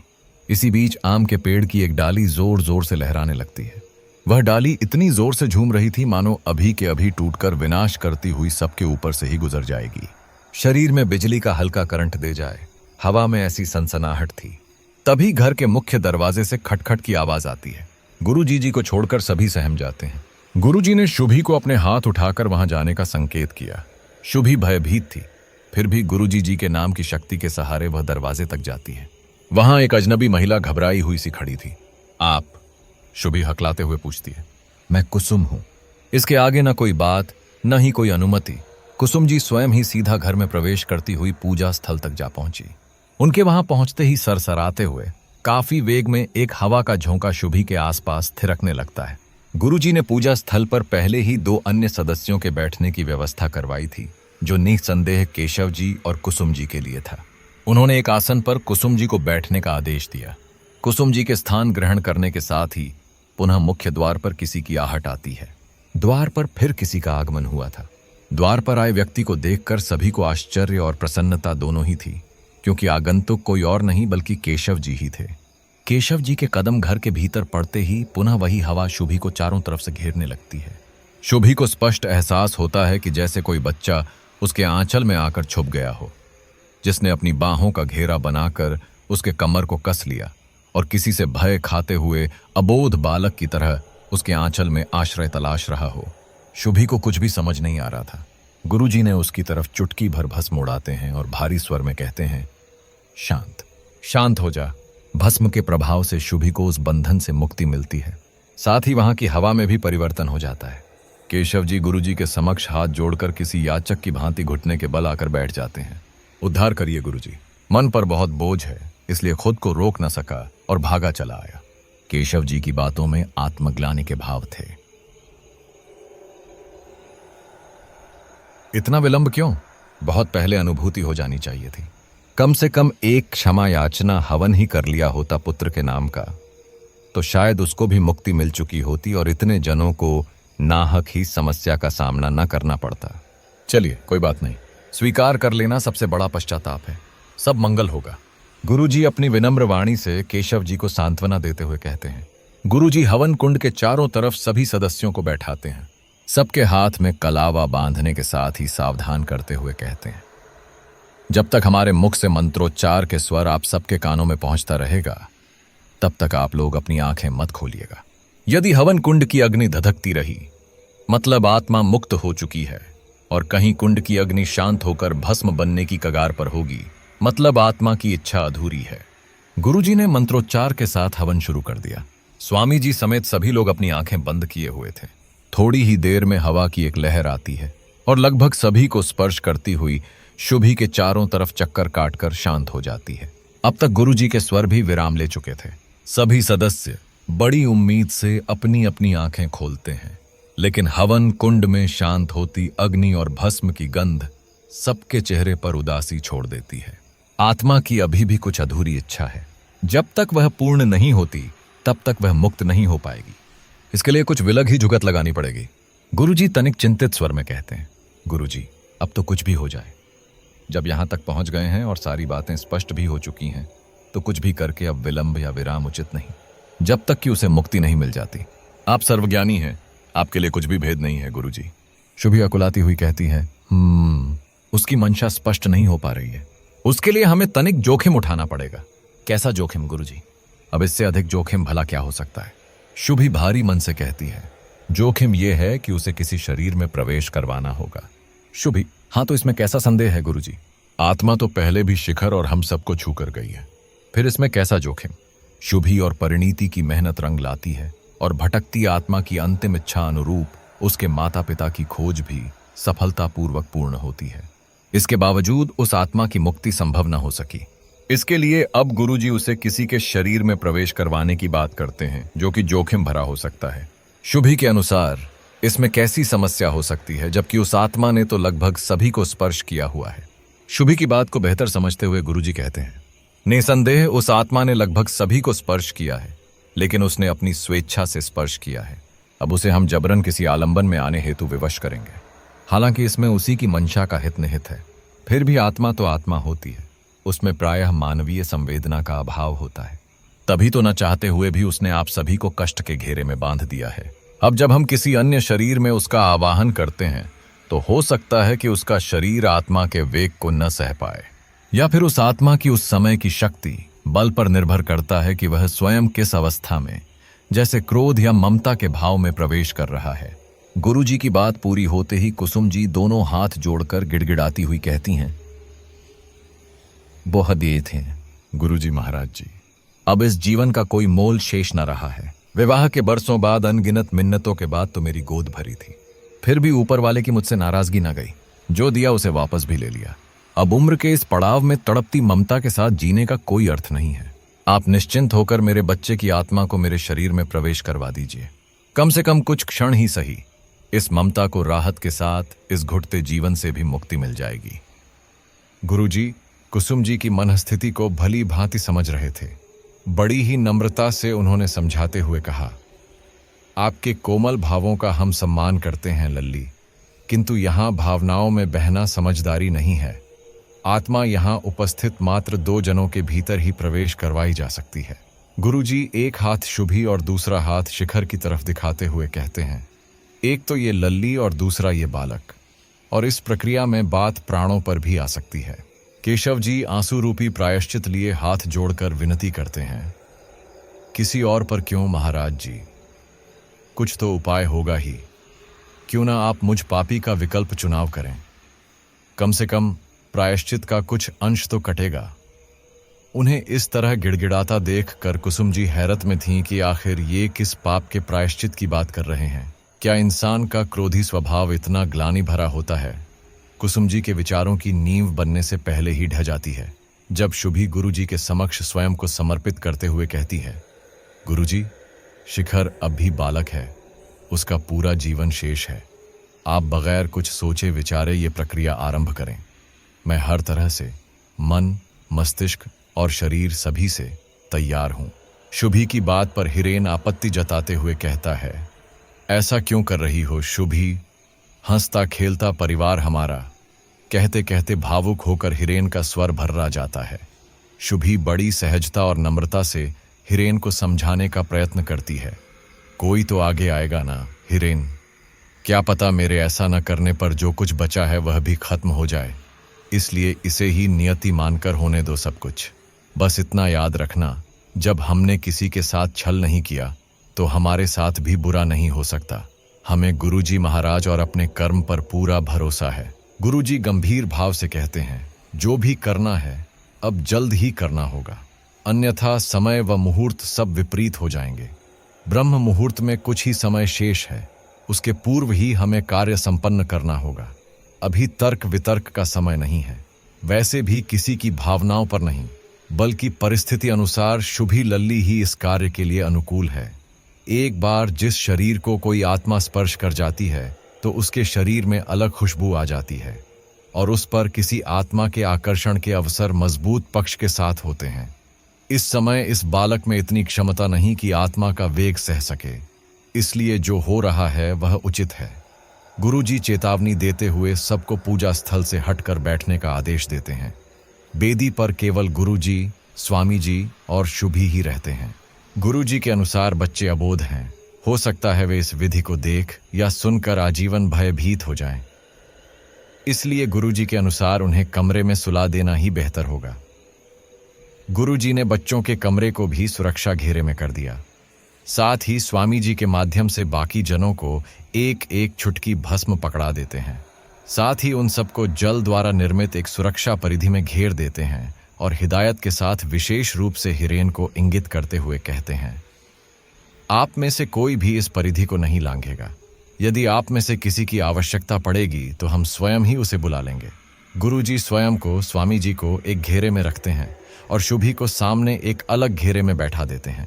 फिर बिना विलंब के मंत्रोच्चार के साथ पुनः विधि आरंभ करते हैं। कुछ ही क्षण व्यतीत हुए होंगे कि आम के पेड़ की डालियां जोर से झूमने लगती हैं। पत्तियों की फड़फड़ाहट शरीर को भीतर तक कंपा रही थी। तभी एक डाली से हवा की तीव्र लहर सनसनाती हुई शुभी के इर्द गिर्द घूमने लगती है। गुरुजी अभिमंत्रित जल को हाथ से शुभी की तरफ उछालते हुए अपने स्वर को तीव्र करते हुए कहते हैं, मान जा, आसानी से इसी में तेरी भलाई है। अचानक शुभी स्वयं से नियंत्रण खोने लगती है। उसका शरीर कंपाता हुआ थिरकने जैसा लगता है। शुभी का शरीर निर्जीव होता हुआ अजीब सी ऐंठन के साथ अकड़ने लगती है। यहां तक कि शरीर का रंग भी फीका पड़ने लगा। उसे इस दशा में देखकर हिरेन से रहा न गया। वह शुभी की तरफ बढ़ने ही वाला था कि गुरुजी घूर कर उसे देखा। हिरेन भयभीत होकर अपने स्थान पर बैठ जाता है। अब तक उसने गुरुजी का यह स्वरूप नहीं देखा था। लाल रक्त सी आंखों से मानो वे अभी के अभी हिरेन को भस्म कर देते। शुभी थर थर कांपती हुई तड़पने लगती है, जैसे उसका शरीर प्राण तजने को तैयार है। अचानक उसके गले से एक तीखी चीख निकलती है और शुभी शांत हो जाती है। गुरुजी का चेहरा लाल हो चुका था। उन्होंने अपने हाथ में लिए भस्म को शुभी की तरफ उड़ा देते हैं। शुभी कुछ क्षण शांत रहती है। गुरुजी के बार बार बुलाने पर शुभी धीरे से अपना सिर उठाती है और उन्हें घूर कर देखते हुए गुर्राती है। उसकी आवाज में भारीपन था, चेहरा अंगार सा धधक रहा था, सांसें बढ़ी हुई थीं और शारीरिक भाव में अकुलाहट थी। गुरुजी का वृद्ध और सौम्य स्वरूप ने भी रौद्र रूप धारण कर लिया था। उन्होंने तीव्र स्वर में कहा, बता बालक, क्या मंशा है तेरी? गुरुजी का इतना भर कहना था कि शुभी बिजली की रफ्तार से अपना सिर केशव जी की तरफ घुमाती है और बड़े विभत्स स्वर में गुर्राने लगती है। केशव जी दोनों हाथ जोड़कर आंखों से आंसुओं की अविरल धारा के साथ गिड़गिड़ाने लगते हैं। माफ कर दे मुझे, शुभी दोहरी आवाज के साथ गुर्राते हुए कहती है। माफी मेरी मां से मांगो। आखिर क्या गलती थी मेरी? भूख ही तो लगी थी। उस दिन कितना बुलाया था आपको, आपने एक बार भी नहीं सुना। मां को झूठ क्यों बोला? अब तो सच बोलो, मेरी मां से सच बोलो। उस दिन क्या हुआ था? कहते कहते शुभी चिंघाड़ते हुए रोने लगती है। उसकी आंखों से लाल रक्त से आंसू लुढ़क कर जमीन को भी लाल कर रहे थे। गुरुजी अपनी रौद्र चितवन के संकेत से केशव जी को अपने निकट बुलाते हुए कहते हैं, जो भी है सच और साफ कह दीजिए, अन्यथा दूसरा विकल्प नहीं मिलेगा। उसके बाद के विनाश का कारण आप स्वयं ही होंगे। गुरुजी के शब्दों ने, या यूं कहें कि आत्मा के कहर ने उन्हें बोलने पर विवश कर दिया। केशव जी गुरुजी के चरणों में गिरकर फफक फफक कर रोते हुए कहते हैं, गुरुजी, मेरा अहंकार टूट गया है। मुझे मेरी गलती का एहसास हो गया है। उसकी सजा भी तो आज तक भुगत रहा हूं। फिर भी आज सबके समक्ष मैं अपने गुनाह को स्वीकार करता हूं। मुझे अपने किसी कार्य में विघ्न कतई बर्दाश्त नहीं होता था। मेरे क्रोधी और जिद्दी स्वभाव के कारण अक्सर मेरा हाथ उठा जाता था, जिसके चलते कुसुम कभी भी बेटे को मेरे साथ अकेला नहीं छोड़ती थी। कुसुम की बड़ी मान मनोती के बाद बेटे का जन्म हुआ था। कुसुम के तो प्राण बसते थे उसमें। दिन रात उसी के पीछे पागल रहती थी, जिससे कभी कभी खींच कर मैं कुसुम को भला बुरा सुनाते हुए उस पर भी हाथ उठा देता था। बेटा डर कर कुसुम के आंचल में छुप जाता था और वहीं से मुझे घूरता रहता था। उस दिन कुसुम बाजार गई हुई थी। मेरा बेटा और मैं, हम दोनों अकेले ही घर में थे। मैं अपने दफ्तर के कार्य में व्यस्त था। इस व्यस्तता में मुझे मेरे बेटे का खेलना भी बर्दाश्त नहीं हो रहा था। जब उसको बोलता कि दूसरे कमरे में जाकर खेले तो कहता, यहीं खेलूंगा, वहां अकेले डर लगता है। थोड़ी देर बाद वो भूख लगी कहकर रसोई में चला जाता है और डब्बे से बिस्कुट का पैकेट निकालने लगता है। इस दौरान उसके हाथ से डब्बा छटक कर नीचे गिर गया और जोर की आवाज हुई। मैं गुस्से में तमतमाता हुआ उठा और उसके गाल पर एक थप्पड़ जड़ते हुए उसे आंगन में बंद कर दिया। साथ ही दरवाजे में अंदर से चिटखनी भी लगा दिया और वापस आकर अपने कार्य में पुनः व्यस्त हो गया। बीच बीच में बेटे की आवाज आती रहती थी, माँ खोलो ना, बहुत बहुत भूख लगी है, डर भी लग रहा है माँ। यही आवाज कुछ देर बाद धीमी हो जाती है। दर्द हो रहा माँ, खोलो ना दरवाजा, खोलो ना। मुझे लगा वो दर्द का नाटक कर रहा है, इसलिए मैं उसे पूर्णतया नजरअंदाज करते हुए जाने कब नींद के आगोश में चला गया। पता ही नहीं चला। आंगन में आम के पेड़ पर अधपके आम लगे हुए थे। शायद वो उसे ही तोड़ने के लिए पेड़ पर चढ़ा होगा और उसी से गिर गया होगा, क्योंकि आम के पेड़ की एक डाली टूटी हुई थी। जब मेरी नींद खुली तो मैं हकबकाकर आंगन की तरफ भागा। दरवाजे की चौखट पर ही मेरा बेटा निढाल पड़ा हुआ था। उसके हाथ में आधा खाया हुआ आम था। सर पर गहरी चोट थी, जिससे निकल रहा रक्त उसके चेहरे के साथ जमीन को भी लाल कर रहा था। तब तक कुसुम भी आ गई थी। मैंने उससे झूठ बोला कि मुझे पता था कि वह मृत हो चुका है, फिर भी कुसुम को दिखाने के लिए अस्पताल लेकर गया। कुसुम को झूठ बोला कि उसका पैर फिसल गया था, जिससे यह हादसा हुआ। उसे यह नहीं बताया कि मेरी अधीरता के कारण उसने प्राण त्यागे हैं। शायद मैं अपने ही कर्मों से भागना चाहता था, इसलिए इस जगह को दूसरे दिन ही छोड़कर चला गया था। कुसुम के लाख कहने पर भी बेटे की आत्मा की शांति के लिए कुछ भी न किया। निःसंदेह मुझसे घोर पाप हुआ है। अब तो मुझे इसकी सजा भी मिल चुकी है। उसके जाने के काफी दिनों बाद तक मुझसे कुसुम की हालत देखी नहीं जाती थी। उसकी ममता की खातिर हम अनाथालय की ड्योढ़ी पूछते रहे कि कम से कम एक बच्चा गोद लेकर ही इसकी सुनी ममता को सहारा और मेरा प्रायश्चित हो जाता, लेकिन हर बार निराशा ही हाथ लगी। हमेशा अगले 2 वर्ष की प्रतीक्षा सूची में नाम पड़ा रहता और वो 2 वर्ष आज तक नहीं पूरा हुआ। कहते हुए केशव जी गुरुजी के सामने सर झुकाए हुए गिड़गिड़ा रहे थे। गुरुजी ने शुभी की तरफ संकेत करते हुए कहा, क्षमा उससे मांगो और उसकी मां से मांगो। हमारा कार्य प्रयास करना है, बाकी ये उस पर निर्भर करता है कि आप क्षमा के लायक हैं या नहीं। केशव जी कुछ बोलते उसके पहले ही कुसुम जी बिलखते हुए कहती हैं, इन सब में मेरा क्या कसूर था? मेरी ममता को अपने हट से क्यों छलनी किया? केशव जी बावरे होकर कभी शुभी तो कभी कुसुम से क्षमा याचना करने लगे। गुरुजी के मंत्र का स्वर तीव्र हो चला था। उन्होंने स्वामी जी को कुछ गमकते द्रव्य को हवन कुंड में डालकर अग्नि प्रज्वलित करने का संकेत दिया। धधकती अग्नि में गुरुजी अपनी पोसली से कुछ सामग्री निकालकर अर्पित करने लगते हैं। कुछ ही क्षणों में शुभी का शरीर पुनः अकड़ने लगता है। उसकी आवाज गले में रुंधने लगती है। सिसकियां लेते हुए वह जोर से चीखती है और फिर एकदम से शांत हो जाती है। हवन कुंड में अग्नि की ऊंची उठती लपटें मानो आसमान को छू जाएंगी। अग्नि की रंगत भी पृथक हो चली थी। जाने कितने रंगों का आभास कराती वह अग्नि की लपटें लहराती हुई हवा के झोंके के बहाव में बहती हुई अदृश्य सी हो जाती हैं। उसके ताप से आसपास रखी हर वस्तु मुरझाने सी लगती है। तभी एक हवा का झोंका आता है। उस झोंके में आम की कुछ हरी और कोमल पत्तियां रहती हैं जो लहराकर शुभी की गोद में सिमट जाती हैं। शुभी अभी तक अचेत थी। गुरुजी उस पर अभिमंत्रित जल का छिड़काव करते हैं। चेतना में आते ही वह आसपास कुछ खोजने सी लगती है। गुरुजी नम्र होते हुए कहते हैं, धैर्य धरो, वह अपना स्थान प्राप्त कर चुका है। हिरेन शुभी को सही सलामत देखकर अति प्रसन्न था। वहीं कुसुम जी मूक बधिर बनकर बावरी सी सब कुछ अपलक देखे जा रही थी। वहां का परिवेश पूरी तरह शांत हो चला था। अजीब सी शांति थी। हवन कुंड में छोटी छोटी उठती लपटों के मध्य केशव जी भी आत्मग्लानि में डूबे हुए जा रहे थे। आश्चर्य की बात तो यह थी कि शुभी की गोद में पड़े आम के पत्ते के अतिरिक्त वहां पर रखी सभी सामग्री मुरझा गई थी। गुरुजी ने उन पत्तों को इंगित करके कुसुम जी को देखते हुए कहा, आपकी ममता निर्दोष है, चिंता मत करिए, सब कल्याण होगा। अब तक सूर्यदेव भी अपनी उपस्थिति दर्ज करवाते हुए अपने तेज से घर का हर कोना प्रकाशित कर चुके थे। साथ ही एक नए दिवस का आरंभ भी हो चुका था। गुरुजी के चेहरे पर संतुष्टि का भाव था। शुभी उनके चरणों के गिरकर कहती है, गुरुजी, आपने हमारे परिवार और हम सब के लिए जो कुछ भी किया है उसका तो मैं कोई मोल ही नहीं चुका सकती।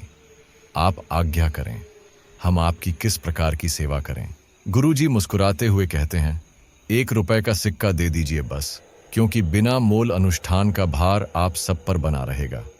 आपने तो हमसे भी अधिक मूल्यवान किया है लल्ली। आप एक पवित्र हृदय की स्वामिनी हो, आपका सदैव कल्याण होगा। आपने तो एक तड़पती हुई आत्मा को मुक्त करवाया है। माना कि वो मासूम थी, लेकिन कल को उसका स्वरूप क्या होता कुछ पता नहीं। यदि उसे कोई आधार जैसे अन्य बुरी शक्तियों का साथ मिल गया होता तो शायद वह स्वयं ही मुक्त न होना चाहती। उस समय उसकी मुक्ति मेरे भी वश में न होती। साथ ही वह कितने विनाश कारण बनती इसका तो अनुमान भी नहीं है। आपके माध्यम से जाने कितने जनों का भला हुआ है। यदि आपकी इतनी ही इच्छा है तो अपनी स्वेच्छा से आप गरीबों में दान कर दीजिए, हमें उससे अधिक प्रसन्नता होगी। शुभी स्वामी जी के चरणों में अपना माथा रख देती है। साथ ही उसका पूरा परिवार, परिणीति और केशव कुसुम जी भी। गुरुजी सब पर अपनी आशीष कृपा बरसाते हुए कहते हैं, इस कुंड की अग्नि बुझाने का प्रयास मत करिएगा कि अपने आप ही शांत होगी। और ये आम के पत्ते शुभी लल्ली आप संभाल के रखिएगा। ध्यान देते रहना, जब ये तनिक मुरझाने लगे तो इसका वंदनवार बनाकर केशव और कुसुम के घर के दरवाजे और सजा देना। समझ लेना, उस दिन हमारा अनुष्ठान संपन्न हुआ। ईश्वर आपका सदा कल्याण करेगा। कहते हुए गुरुजी सबसे विदा लेते हैं। गुरुजी की बातें उनमें से किसी को भी समझ में नहीं आईं। फिर भी कुछ तो कारण रहा होगा। खैर, सब लोग एक सुकून की सांस लेते हुए अपने अपने घर को चले जाते हैं। इधर महीनों बीत गए थे, लेकिन हवन कुंड में अभी छोटी छोटी लपटें उठती रहती थीं। एक दिन शुभी ने देखा कि हवन कुंड में अग्नि शांत हो रही है। वह भागकर पूजा घर में रखे आम के पत्तों को देखती है, वे भी मुरझाने लगे थे। शुभी ने परिणीति को कॉल करने ही जा रही थी कि उसके पहले ही केशव जी का कॉल आ जाता है। उन्होंने जो खबर दी कि शुभी बिना रुके परिवार समेत केशव जी के घर पहुंच जाती है। वास्तव में केशव जी को अनाथालय से अचानक ही सूचना मिलती है कि आपका इंतजार खत्म हुआ। अभी आज ही अनाथालय की चौखट पर एक नवजात आगमन हुआ है। आप सभी आवश्यक औपचारिकताएं पूर्ण करते हुए बच्चे को अपने साथ ले जाएं। इतनी बड़ी खुशी देखकर सभी लोग खुशी से झूम उठे थे।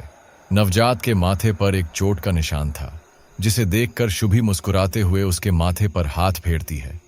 शुभी और परिणीति दोनों मिलकर उसी आम के पत्ते का वंदनवार केशव जी और कुसुम जी के घर के दरवाजे पर सजा रही थीं।